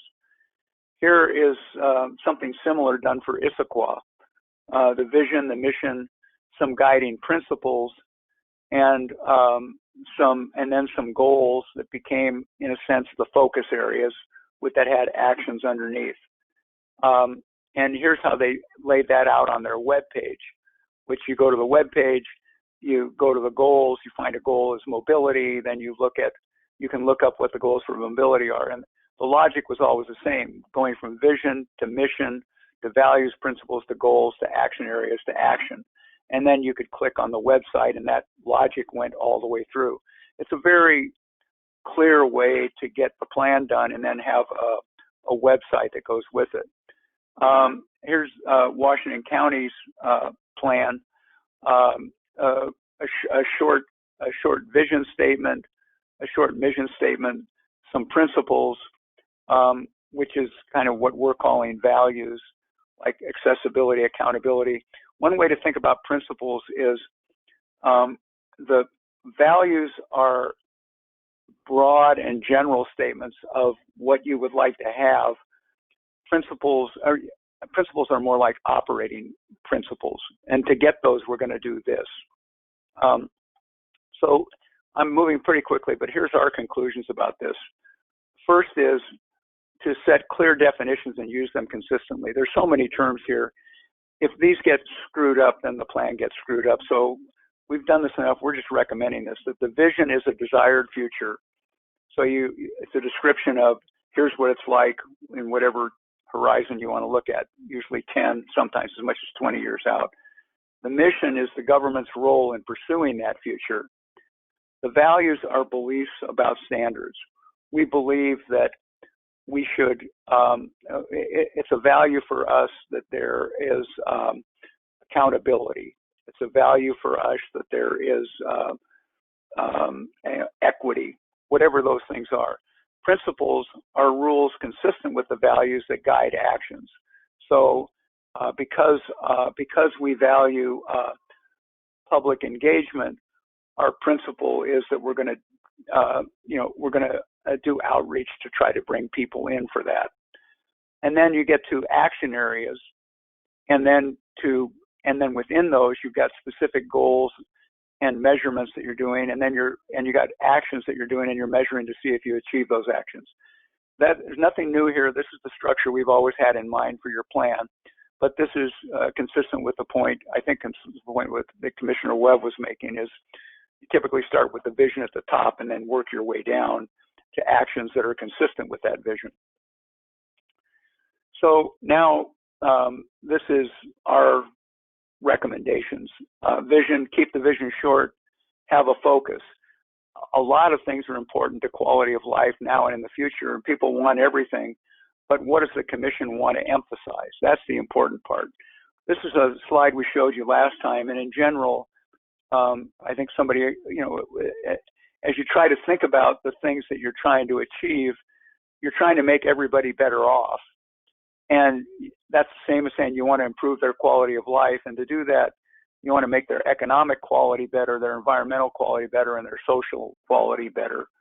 And you want to do all that subject to cost of living. You don't want to break the bank as you try to do that for them, because they're paying for it. So that's broadly what you're trying to do. And you want to do that for everybody. And that means fairly for different groups, and that's an equity overlay. So in addition to this, there's often some kind of goal related to equity. The components of quality of life then are the prosperity part, and all these words, the environmental quality part, the social needs and amenity part, and all three subject to the ability to pay and the desire for equity. Here's some previous county documents where those words show up. I won't read all of them to you, but the previous county documents hit the prosperity, environmental quality, livability, and social issues.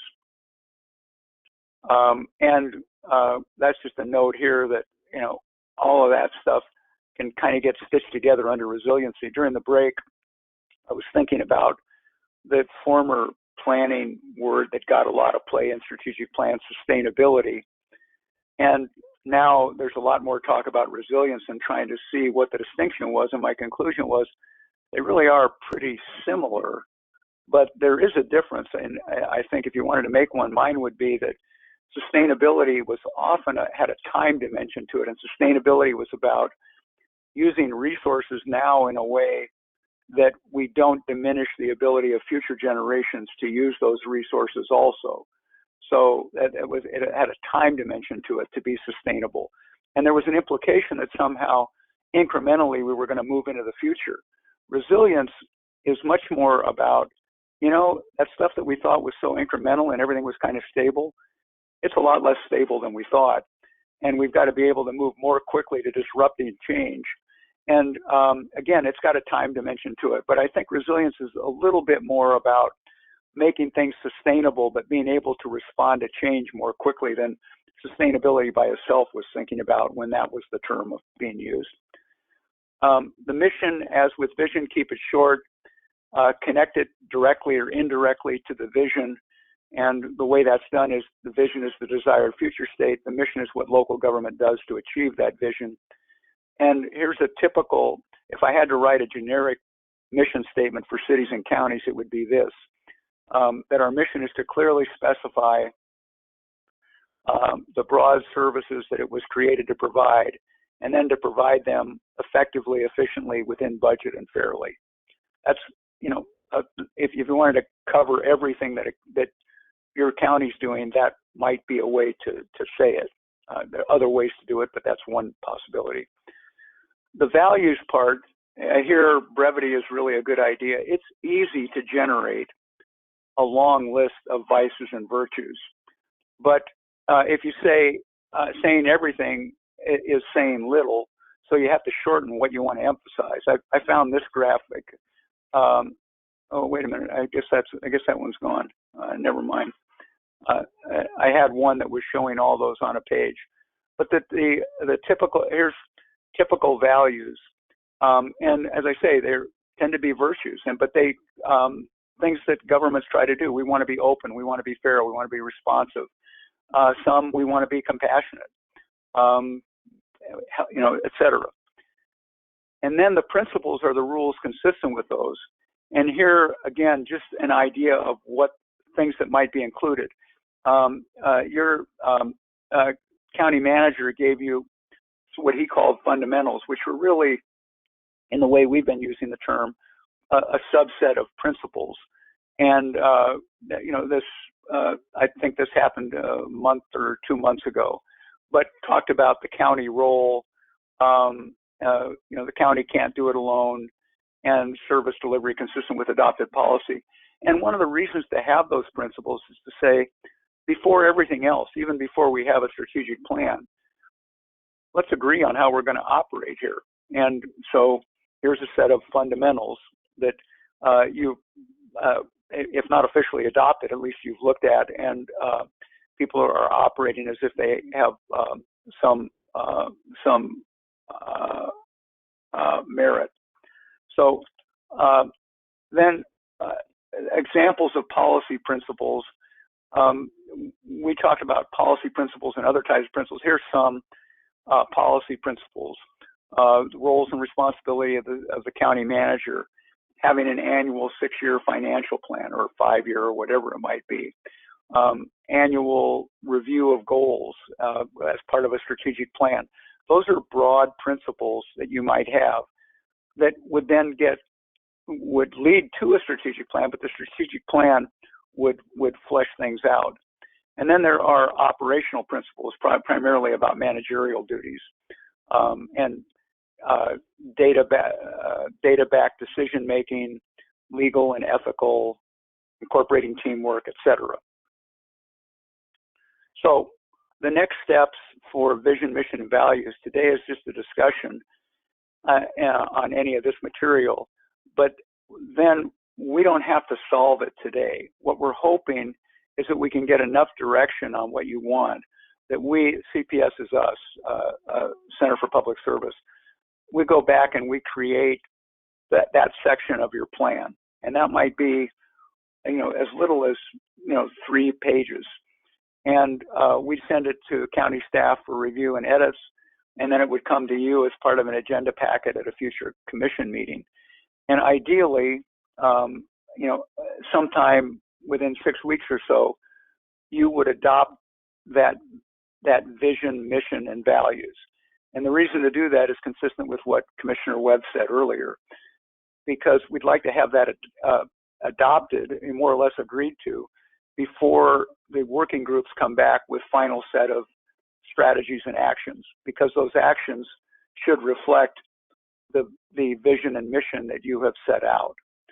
So that's the next steps for that. And then I'll talk about where we move from there as the last agenda item on how we would pull that off.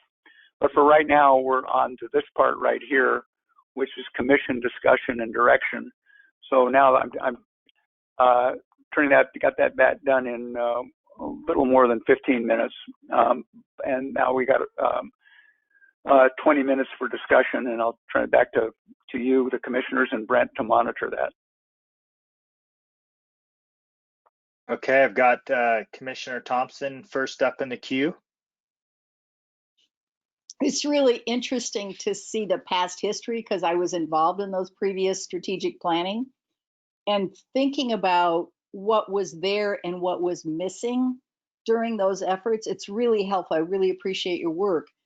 There has been and continues to be, perhaps even more sharply now, divisions of thought about how much and what county government should do. For some people, we should be activists, we should be reaching out, we should be doing things. For some other people, we are not a support, we're a barrier. We are painful and expensive, and they want us to get out of their way so they can do what they want to do. And so the people who come out, the community that gets involved in providing input to strategic plans, tends to be the first kinds of people who have visions and ideals, and they think government can support those. The people who don't come out, but who have to help pay the bill for what the first group puts into place, are the people who have a different point of view. And so when we look at what we value and we say we want public input, we may think we're asking for people to come and talk to us, but what we may really mean is only if they're in fundamental agreement with us. So developing a vision for the whole place and different schools of thought, different attitudes toward the role of county government is more challenging than if we just looked at one side of the equation. I don't know where that leaves us, but that's what I was struck with when I saw your historical record. Mm-hmm. Thank you.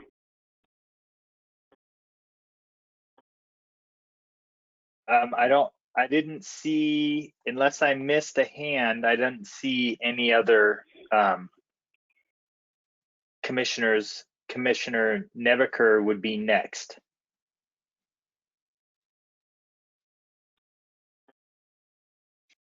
So are we looking now for a vision statement? Is that what we're discussing?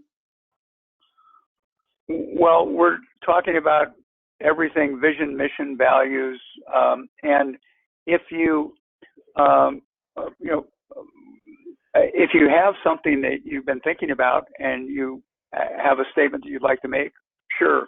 Otherwise, it could be something more general and less direct, such as, I'll just make something up. Well, okay, in response to what Commissioner Thompson just said, what if we, let's make sure that our vision statement then doesn't say that government should do everything, but also doesn't say that government should do nothing. So, somehow we try to focus our vision statement in a way that government is supporting an economy that is driven by the private sector, but is also watching out for certain social issues that need to be taken care of. I'm just making that part up. But if you find that any way that you can get a vision that gets people clear on what you're doing and also allows people to see that you're paying attention to what they care about, those are helpful. So whatever you can do to help us with what would work for you is what we're looking for. Okay, well, I'll just throw something out as far as, because you said Sure. we should have a general vision. And I mean, I just wrote this down and I'm certainly open to have it torn apart. So a healthy, resilient population and natural environment. I'm not sure an environment, natural environment can be resilient, but I kind of think so. So a healthy, resilient population and natural environment. So that takes care of our people, and it takes care of our land, takes care of our working together. It takes care of mental health, county health. It takes care of childcare. It takes care of workforce, housing, everything in my mind. But that's just my thinking. Okay, thank you. I have Commissioner Sullivan next in the queue. Can you hear me? Yes. Hello? Okay.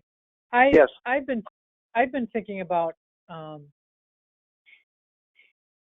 our county, it's hard to distinguish what will happen with COVID, but generally before COVID, I saw our county and our state really very much as a state in transition, that we are a beautiful state with a lot of cooler temperatures and very attractive, and so we are going to attract a lot of people from out of the area that want to live here.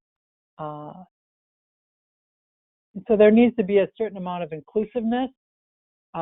Oregon for a long time had, I think, enjoyed the status of being kind of tucked away at the edge of the country, and maybe people visited there. But I think people are going to come, and they already are coming to live here. The population is going to increase, and so I think we need to have something in there about inclusiveness and equity for the wide range of people that we're going to get here. I don't know if that helps. Commissioner. Thanks, Commissioner Sullivan. We don't have anybody else in the queue, Terry, for discussion on this topic right now. Okay, well, somebody will step up.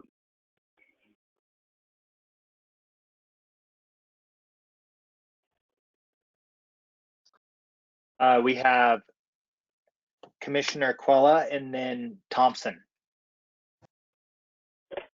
Well, I would just say, well, after Commissioner Thompson kind of made those two distinctions about who, what the public sees the role of government and the role of county government. I think I find myself in the role of the latter. And I think that it's more of just creating the infrastructure and supports for economic prosperity and providing for the essential public safety and social services. Those are the principles that I think are fundamental. And I think that we do need to operate at a fundamental level from our role as electeds. Would you say that, I'm going to summarize that, and I don't think I got every word you said there. That I think you made 2 points, that the vision should include, that the vision for the government was to provide infrastructure for economic prosperity and public safety. Yeah, I think it's just to provide the supports for economic prosperity or economic activity or economic development, whatever you want to categorize that as. And at the same time, provide for essential public safety and social services. Okay. Thank you. Thanks, Commissioner. Commissioner Thompson is next in the queue. Well, so is it okay if I speak twice when Commissioner Webb hasn't spoken yet? Because I don't, you want to speak, Commissioner Webb? Okay. Well, so it's really interesting because they're very different schools of thought, and people are really divided. There are people for whom environmental justice and social justice are the most important issues. I am related by blood to some people like that, just so you know. I am related by marriage to other people who have different points of view. So I hear a lot of contrasting ideas. Commissioner Nebeker said the word environment. That's a trigger word for some people. For some people, it's a really positive trigger. For some people, it's a really negative trigger. And we're dealing in an environment where who matters, who has voice, who has vote, whose needs are seen, whose talents are supported. I mean, it has that lovely challenge of resilience. I really, Terry, I appreciated that distinction between sustainability and resilience. It's a much more dynamic model. And we're looking at how to make the best use of everybody while we honor the place. We don't have agreement on that. We're still working that out. I've got two children who live in Portland with their families. Portland's been burning for almost a month now, like literally burning. I came through Detroit, Michigan after it had burned. These are flaming, literally and figuratively flaming issues. So what we're taking on when we ask you to help us talk about values, the reason Vision 2030 didn't get completed, and the reason the first strategic plan didn't have those, there was not agreement. So what you're asking us to take on and what you're supporting us in doing is very challenging work to articulate values in such a way that we unite and motivate, that we coalesce county people around a positive impulse. I don't know who knows how to do that, but I'm glad we're in these discussions. It's a challenge. Thank you. Thank you, Commissioner Thompson. Here's the man who thinks he knows. Mike, and we have that for us? Mike Gleason, and then we have Commissioner Webb in the queue. I don't disagree with that observation. Well, one of the things you might consider as a group is that one of the key roles the county undertakes over time is to support and the dialogue, the social dialogue around those natural divisions in a normal society, and that one of the weaknesses that may exist, this is not an assertion, this is a one you want to think about, is that your community may be suffering from the inability to actually have that dialogue and hear each other, and who might be supporting that kind of system.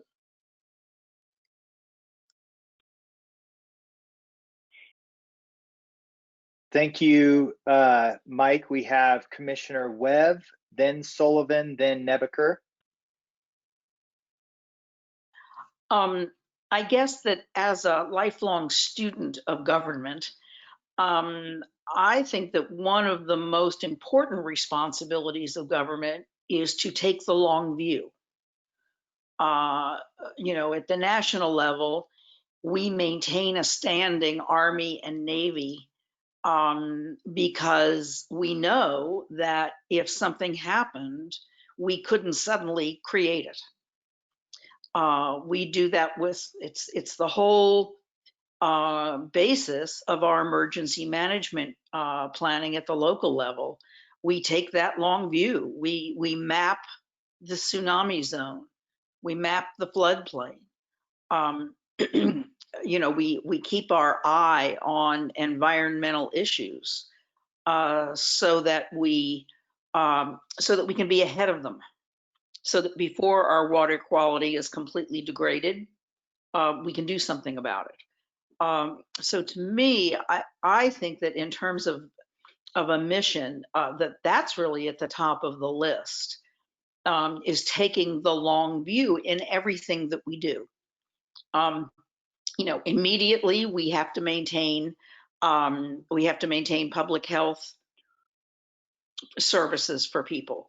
But when the pandemic kicked in, I think we can be very proud of how quickly our public health department migrated to a pandemic relief system because they had planned for it, because they had trained for it. They immediately had contact tracers because they had already trained people to do that. So I think that long view is absolutely intrinsic, both for unanticipated issues, but also in our daily operations. We're having huge conversations in this country right now about policing.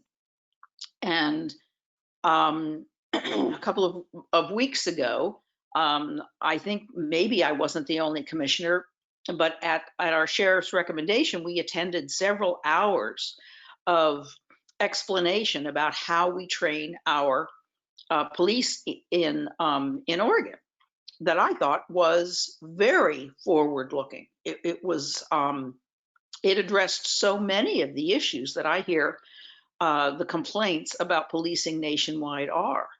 And I think that, you know, Oregon has always been forward-thinking. We decided a generation ago that nobody could own the beach.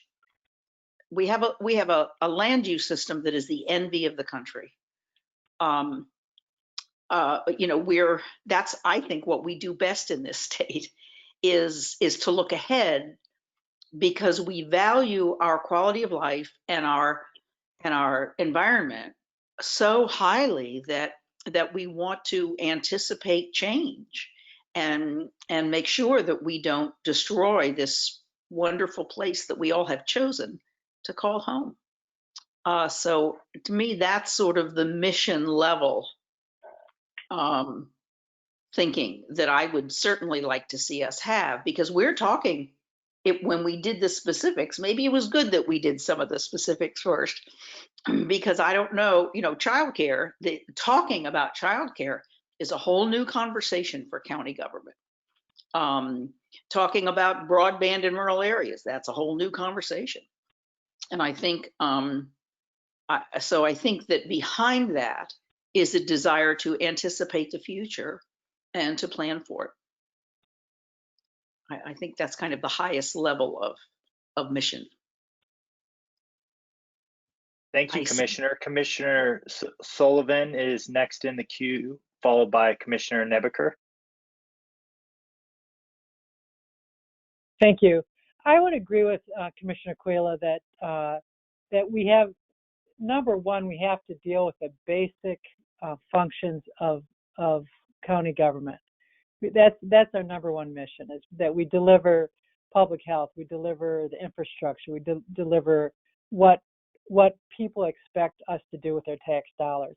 I don't have any disagreement with that at all. I just think that we also somehow need to keep in mind equity and be intentional about it.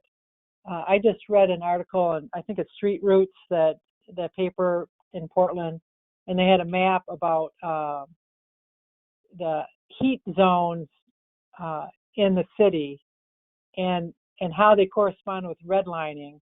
And so now we have a situation where we have the very poor, and I know this from years of watching the news in big cities where they have, I mean, it was 102 yesterday in where my mother lives in Michigan. But when you're in a situation where you have no natural green space to offset the temperature increase, the people with the lowest means seem to suffer the most. So how can we as a county government be more inclusive and intentional on how we do our work? You know, having worked in hospitality as long as I did, in the last few years, we would have people come in, want to work here just in town, but if they didn't have housing, I didn't see them come back for the job. So on one hand, we want to serve visitors, but on the other hand, we have to make room for the people that are actually doing the work of serving the visitors. And that, again, is a socioeconomic thing. So how do we intentionally put into the planning of when we build the housing or when we offer the service that we are offering it on all levels? So that's why I want to make sure that we have some kind of intentional. And the other thing too, being an outsider, because I moved here in 2007, I feel like I love my community and I contribute to my community. And so I want, as someone who's new to the community, I want to be able to know that my voice is also heard, even though my grandparents didn't, or my great-grandparents didn't live here before I did. So that's part of equity too. And then also working with seniors, we have a large senior population. In what way do we address that to make sure that we continue to serve seniors that are here? So that's all. Thank you, Commissioner. Commissioner Nebaker is next in the queue. Thank you. Well, I don't disagree with anyone. I think that I don't know what else we could use as far as a word besides environment. You know, when I was all my life I've heard, if you lose your health, nothing else matters. Okay, so health is really important, but we are part of nature. We live in our environment, and we know that the environment impacts our health. So I can't separate those things myself. I think that they all work together. And health also means, as I've said before, mental health. It also means being able to sustain a life, sustain your family, whether you are new here or you've been here for your 4th generation, or if you are, whatever race you are or creed, all of those things work together, and being able to, make a living. And so I would like to see something very broad that includes health and sustaining or being resilient, and that we do say something about preservation of our natural environment. But maybe there's another way to say that. I don't know. I understand that environment might be it's a shame because it's a word and it's neutral. I don't know that we can please everyone, and I think we have to do what we think is best for the long term and what our conscience dictates, and to the best of our intellectual abilities to make it work going forward. And I think that, you know, because we've seen what people came up with in the past, other visions, strategic plannings, it seems to be consistent that this is pretty basic. Thank you. Thank you, Commissioner. We have Commissioner Webb next in the queue. I think one, I'm not only someone without local deep roots, but I have lived all over the world. And so I think that one of the reasons, I mean, I literally could live anywhere, well, within reason on the planet, but I choose to live here. And I think that one of the things that I value the most about living here is our natural resource, are the natural resources, which are a gift to us both in economic but also in cultural terms.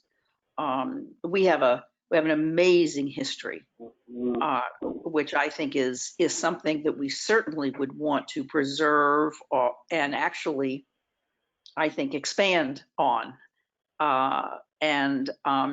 So the values that I particularly treasure is kind of this interrelatedness of the geography and the culture and the history and our economy, which values these natural resources so highly. I do have kind of a footnote.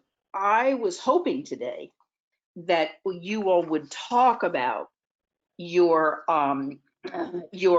assessment activities more, because I really found them so engaging. I mean, I was really struck by the observations that you made, by the information that you derived from our staff and the community, and I wasn't even aware that you all were talking to the community. So, and it was just wonderful. I mean, I almost wish we could add an opportunity to ask you. I have got questions all over what I read, and oh wow, more about this. You know, it was really, I just found it very rich, and it's always wonderful to get somebody's outside perspective.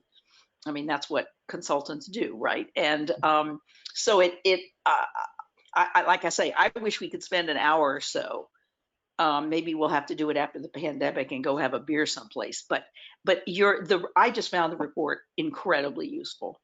And as I say, I hope sometime it would be cool if we could mash through it and ask you to be more specific and to make more kind of recommendations about how to deal with some of your observations, because I just thought they were, I mean, I gotta tell you, I marked it up to pieces. So there's that.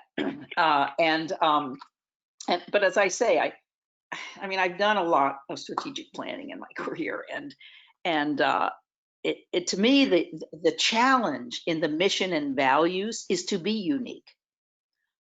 Because, you know, having lived all over the world, I believe that people everywhere value the same things.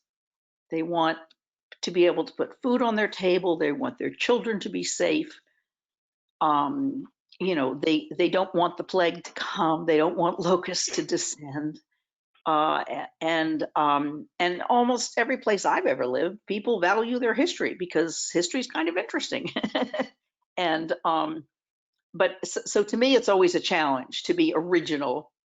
But I do think it's possible for us in our visioning and our value statements to talk about our environment, because I do think this is a place where the environment is pretty critical to almost everything that happens in Clatsop County.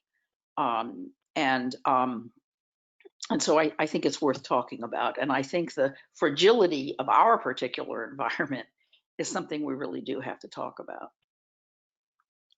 Okay, I'm off my box now. Well, thank you, Commissioner. Thank you, Commissioner. Could I make just a quick comment on that one?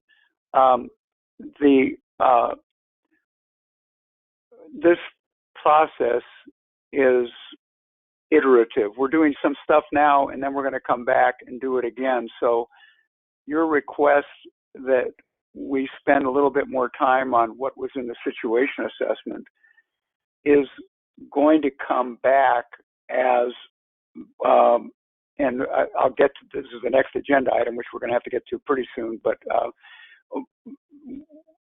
there's going to be work on whatever the focus areas end up being.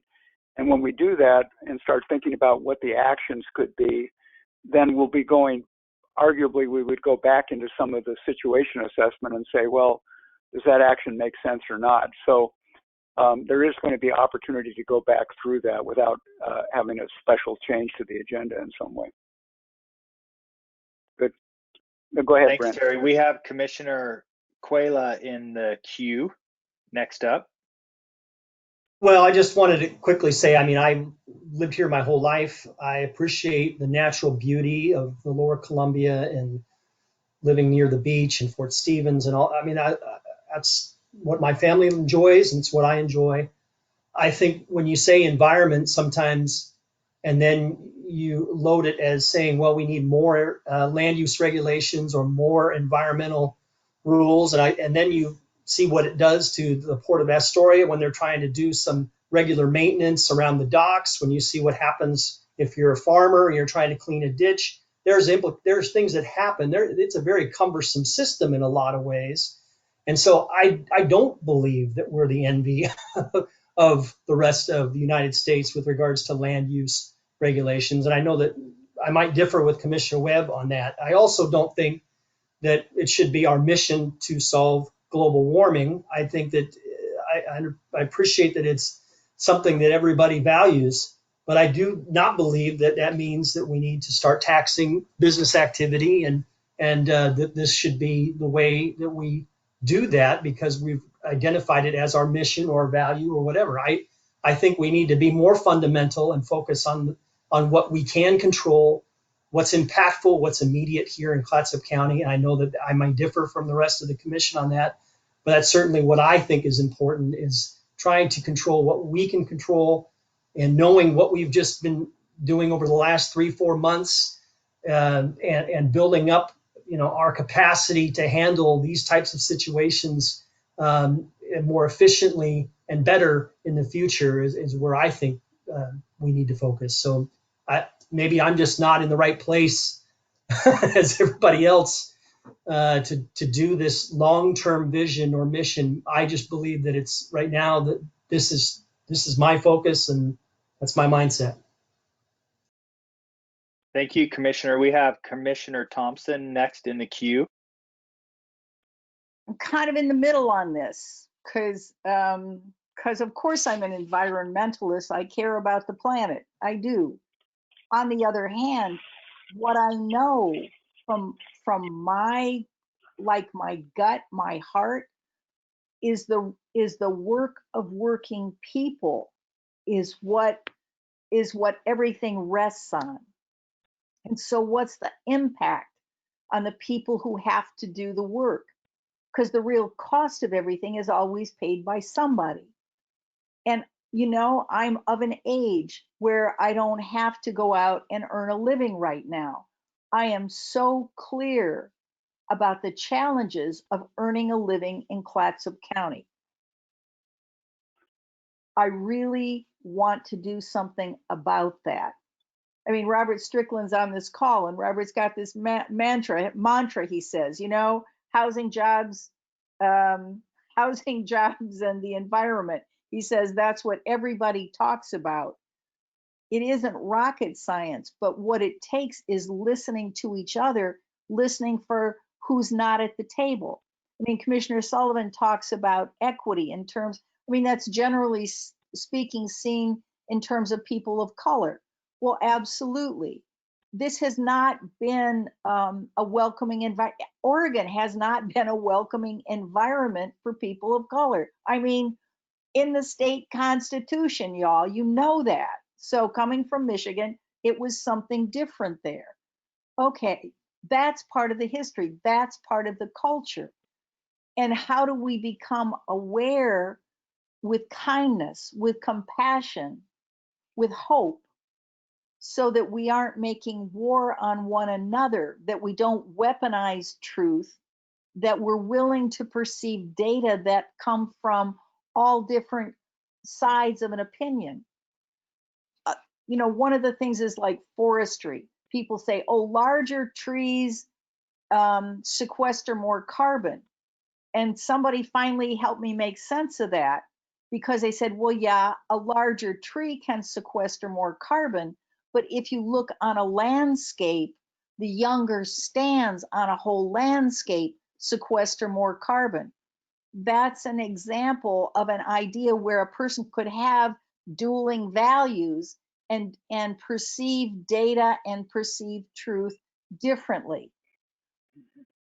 That's the environment we live in.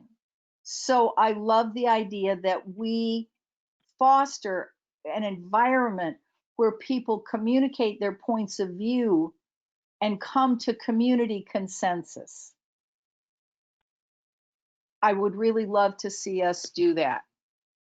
Thank you. Thanks, Commissioner. We have Commissioner Sullivan in the queue next.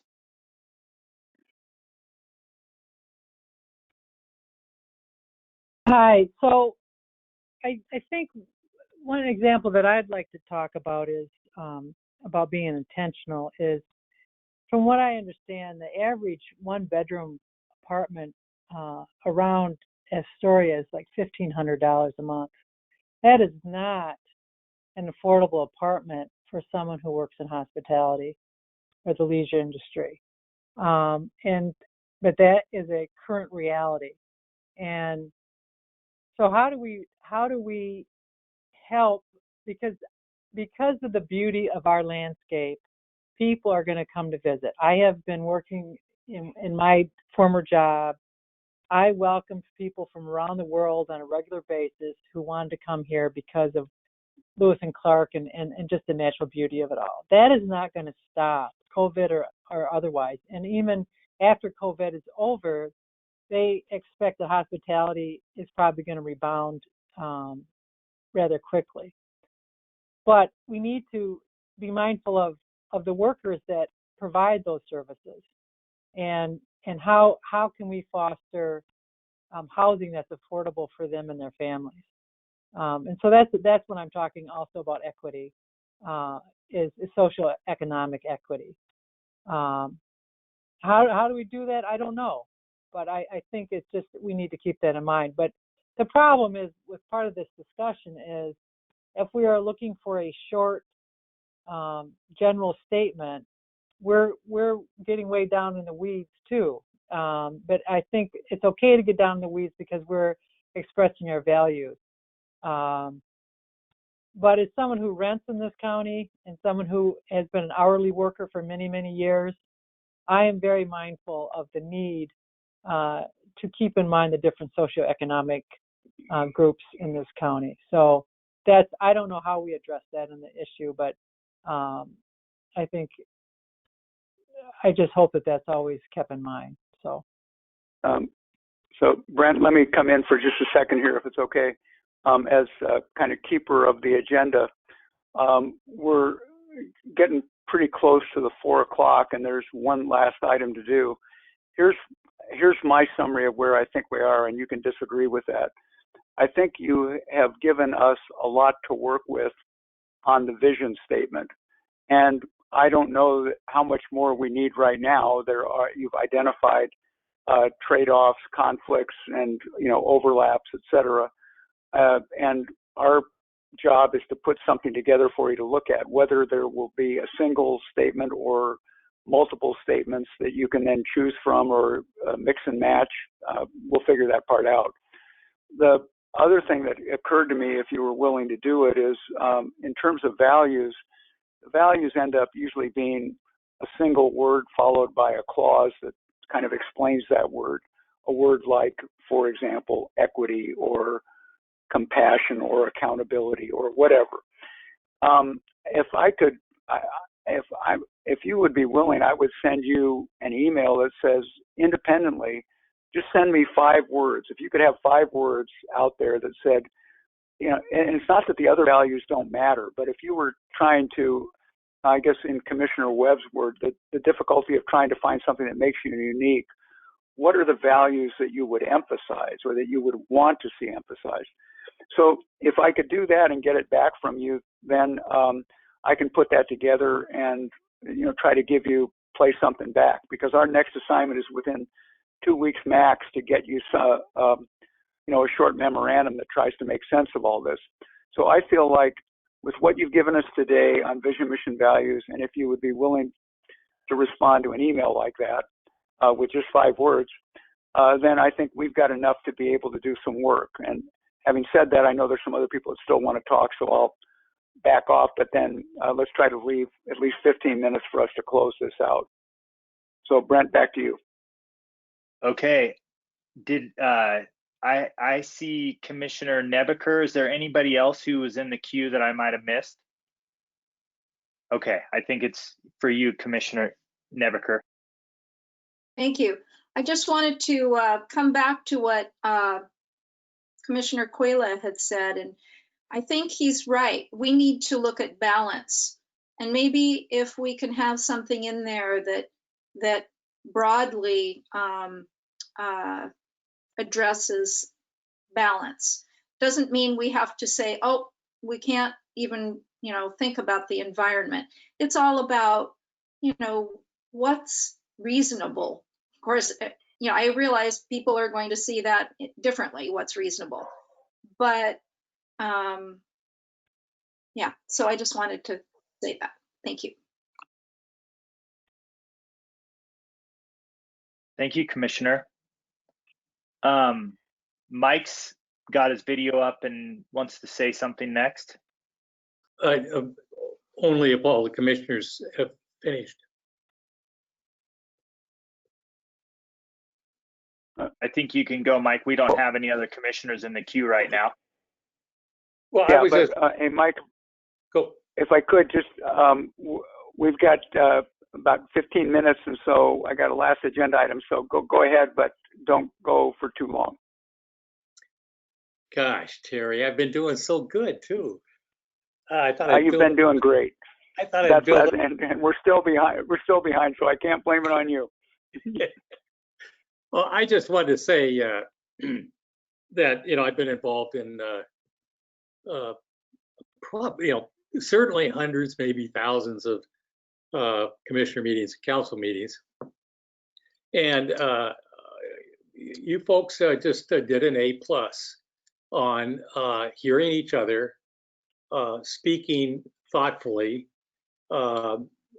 considering your public governance role, and the expression of, oh, maybe kindness is the wrong word, but the expression of respect for each other as being elected officials. And I swear every time I see elected officials do that, I get chills, because that, what you just did, is democracy with a capital D.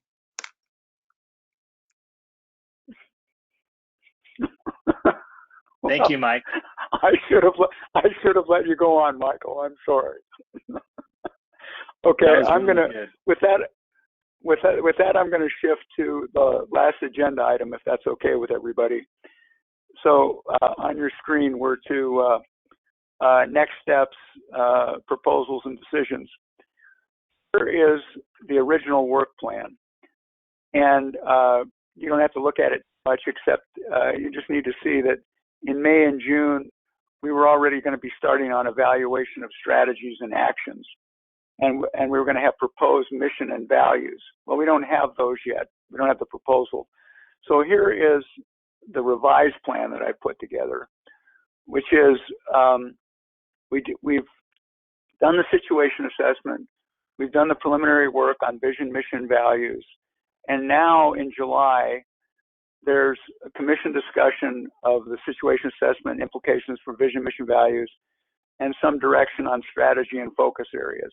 Then in July, we're going to give you vision, mission, values, and we want to get started on getting organized by focus area.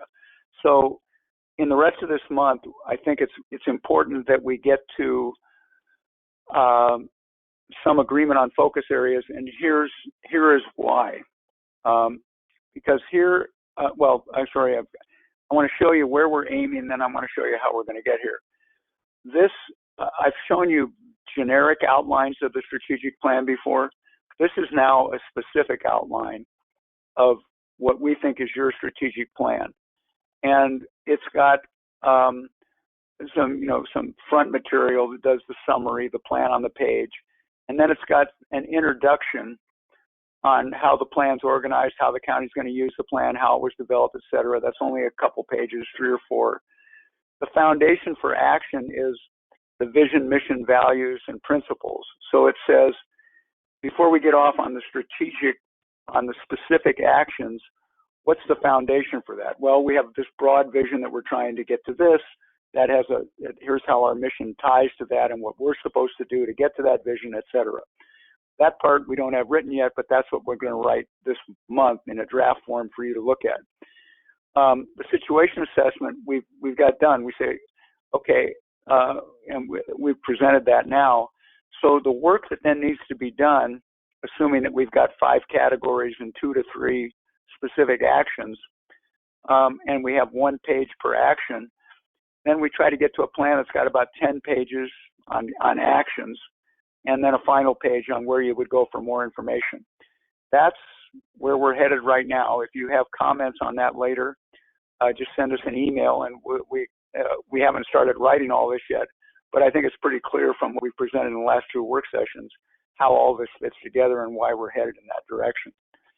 So that ends up with a 20 to 30 page document. It's got several appendices. The situation assessment would be one of them. And then, so that you understand, there is a separate, high quality 2 to 4 page summary.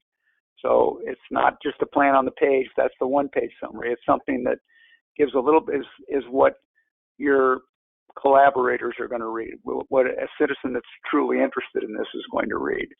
So we're going to be writing this at essentially 4 levels. The details are in the appendix. This 20 to 30 page report is something that you and we might read, and your main collaborators. The 2 to 4 page summary has a broader audience, and the 1 page plan on a page is for a broader audience yet. Now, the details of the actions, the section on actions, I want to show you what we're thinking about here.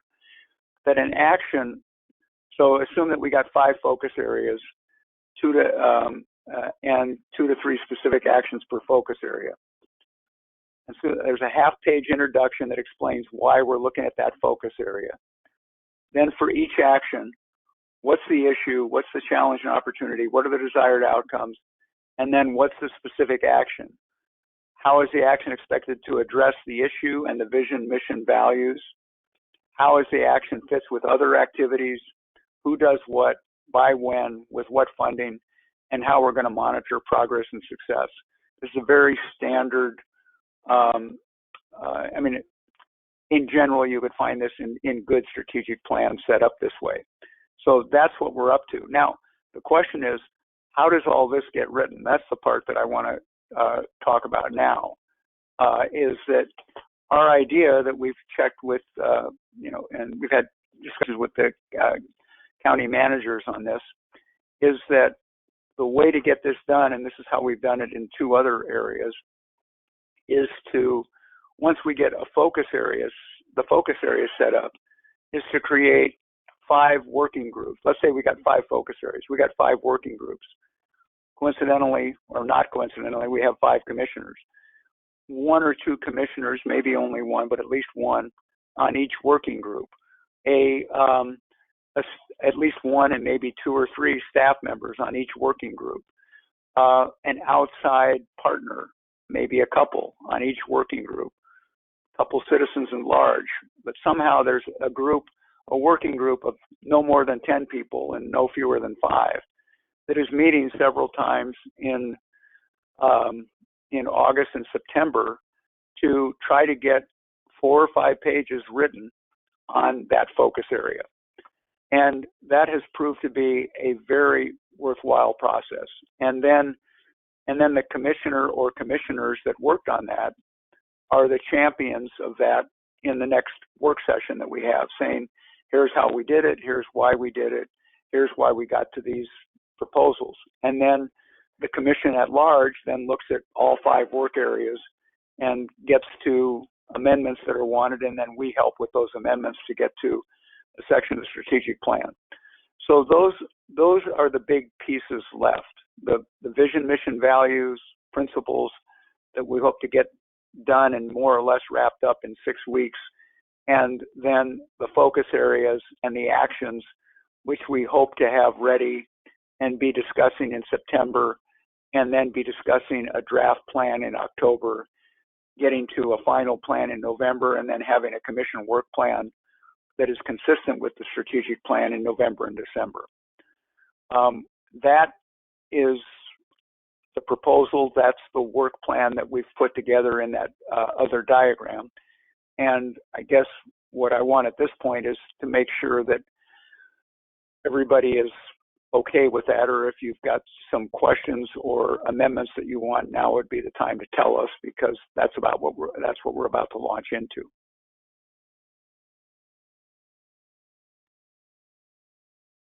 We've got Commissioner Nebaker and then Commissioner Sullivan in the queue.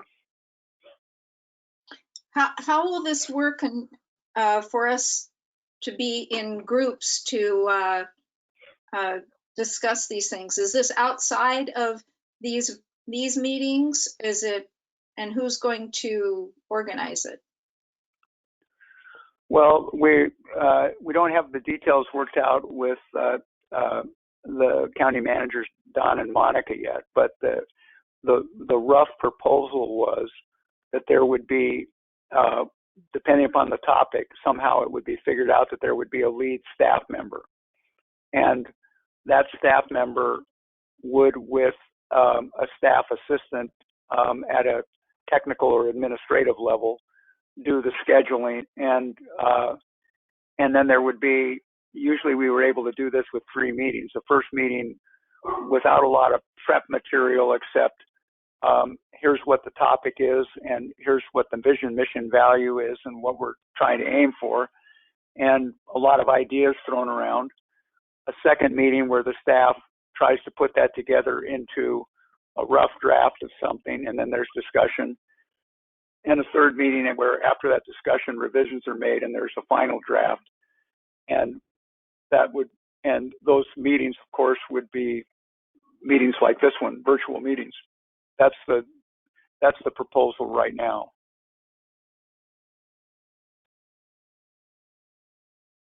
Okay, thank you, Commissioner. Commissioner Sullivan's next in the queue.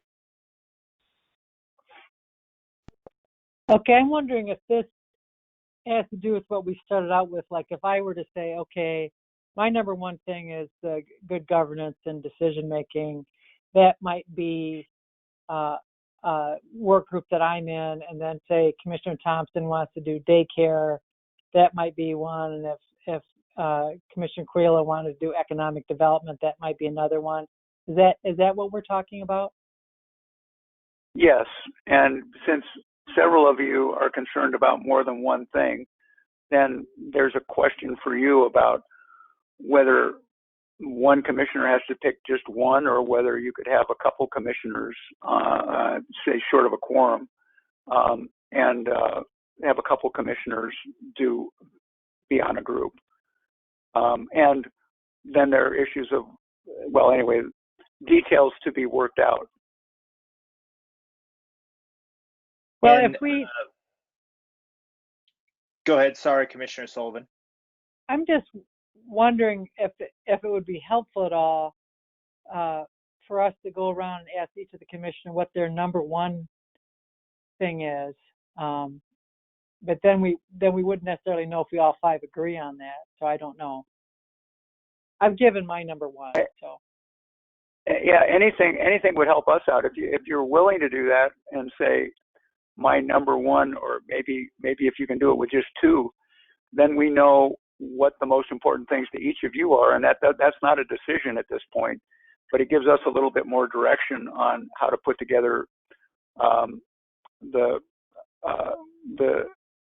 some kind of memo on how this process is going to work and what the focus areas might be.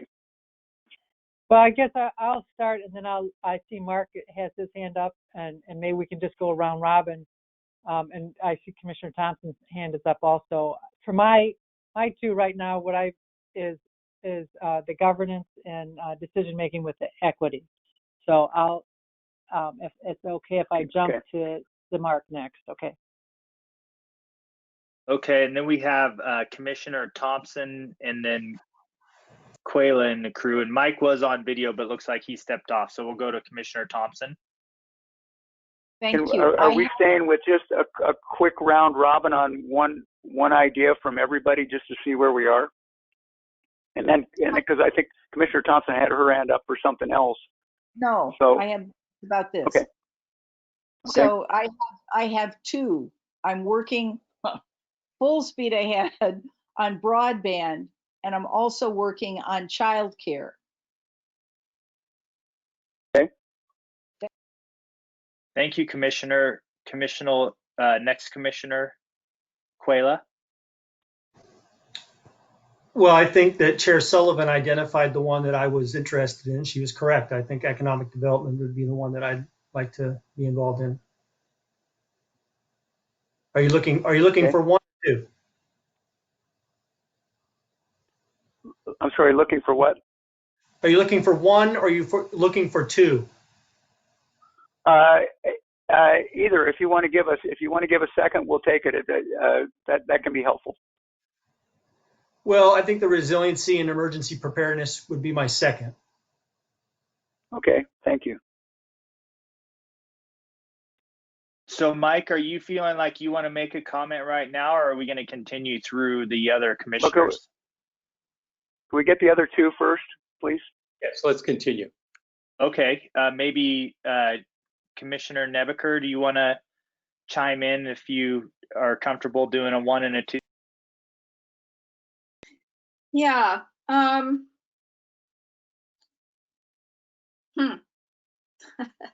This is hard. Well, I'm putting public and mental health together. They both have to do with health. And I'd be interested in the county governance as well. Okay. Thank you, Commissioner. Commissioner Webb, do you want to make a comment? No, I'm willing to volunteer for dealing with climate change, because I certainly hope it's one of those one of the final actions. And Okay. It's interesting. It looks like several of us are interested in kind of the governance issues. I think there are several other items that need to be subsumed under that. So Terry, how do you see that?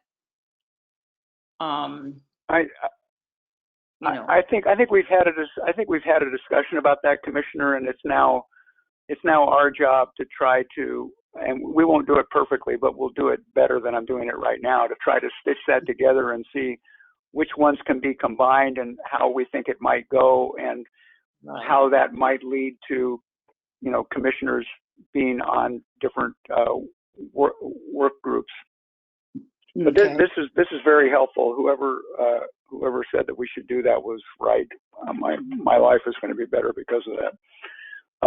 So let's go back to Mike, you wanted to make a comment, and then some other commissioners might have had their hands up before Commissioner Sullivan suggested doing the round robin. Let's finish up with the commissioners. Okay. That was it, Mike. I think that was as far as I can remember. And I'm getting a little Zoom rummy right now, but I think I got everybody. Okay. My comment was the mechanics of how you work these task forces is a fundamental key piece of how you govern. And it has to be designed to work for you.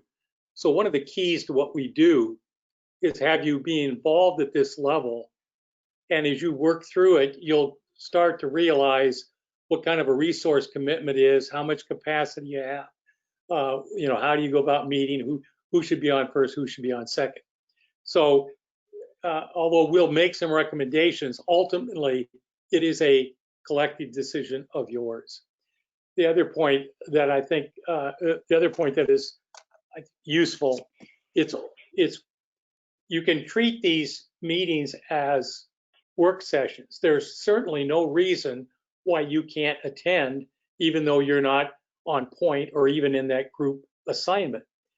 But like any work session, your participation should be limited to comments at the end or written notifications so that you don't muck up the processes. So don't think that just because you're not on a committee that you can't, one, influence it, or two, participate in its dialogue. You just sit in a slightly different role, more of a hyper citizen role than as a leadership role in that particular group. Yeah. Okay. Thank you, Mike. I Well, think we'll turn it over to you, Terry. It's just a little bit after 4 right now, just to help keep track of time. yeah, this is sometimes miracles happen. I don't know how we got here right at 4 o'clock, but here we are. And I think I'm just going to say that maybe we're done. Here, the next steps I've already been over very briefly. We'll put together something on vision, mission, values, principles based on what you've told us today. We'll also put something together that will be, I think it's going to have to be a tentative recommendation of at least a narrowing of the list of areas and a way to try to combine things as several of you pointed out. I mean, I think it's pretty obvious that governance is one of them, and then the other, and there are then maybe half a dozen other candidates for 4 other slots, and we'll think creatively about that, get you something, but we're not expecting those work groups to start up because this month, because the other thing we want to do is work with county managers, and they're in touch with staff better and see how we're going to staff this thing up, and then get farther along on the vision, mission, values. So as Commissioner Webb pointed out, when you get into your working groups, there's a clear connection on why that specific topic is being addressed, because it fits with a vision and a mission that are already articulated. So I think we're stitching the pieces together, and we got from you today most of what we needed and more than we expected. And I want to just reinforce Mike's point. It was I'm really impressed with how well we were able to do this virtually, and I say we, but I really mean you, on being able to communicate back and forth. I think I saw a hand up there. So Commissioner Sullivan. Yeah, Commissioner Sullivan. I just wanted to thank the team for doing such a tremendous job on this. I feel very grateful to be part of this process, and it's an exciting process for me. So, and I also wanted to say to you and also to our county staff that it's okay to take a break and maybe fit some time off in all of this, that we can continue thinking even if we're not at work. So I know that our staff has been working very hard, and with this COVID on top of everything else, take a breath, take a break, and we'll come back and be able to work just as hard after we have a pause. So that's my suggestion. But I wanted to thank you all very much for all the hard work that you've been doing. Thanks. Agreed. Don, would you like to, I think, if you're still there, I might turn it over to you to close up, and if you have any final comments or direction. Well, I really don't. I mean, I share the board's enthusiasm for the process. And again, I want to thank our PSU teammates for helping us through this. It's really nice to have their expertise guiding us. So I just look forward to the next steps, and I really want to thank the board. I agree with everything Mike said, and thank you for that. That's all I have. Okay, well, thank you, everyone. Enjoy your time in that lovely place you live in. Thank you.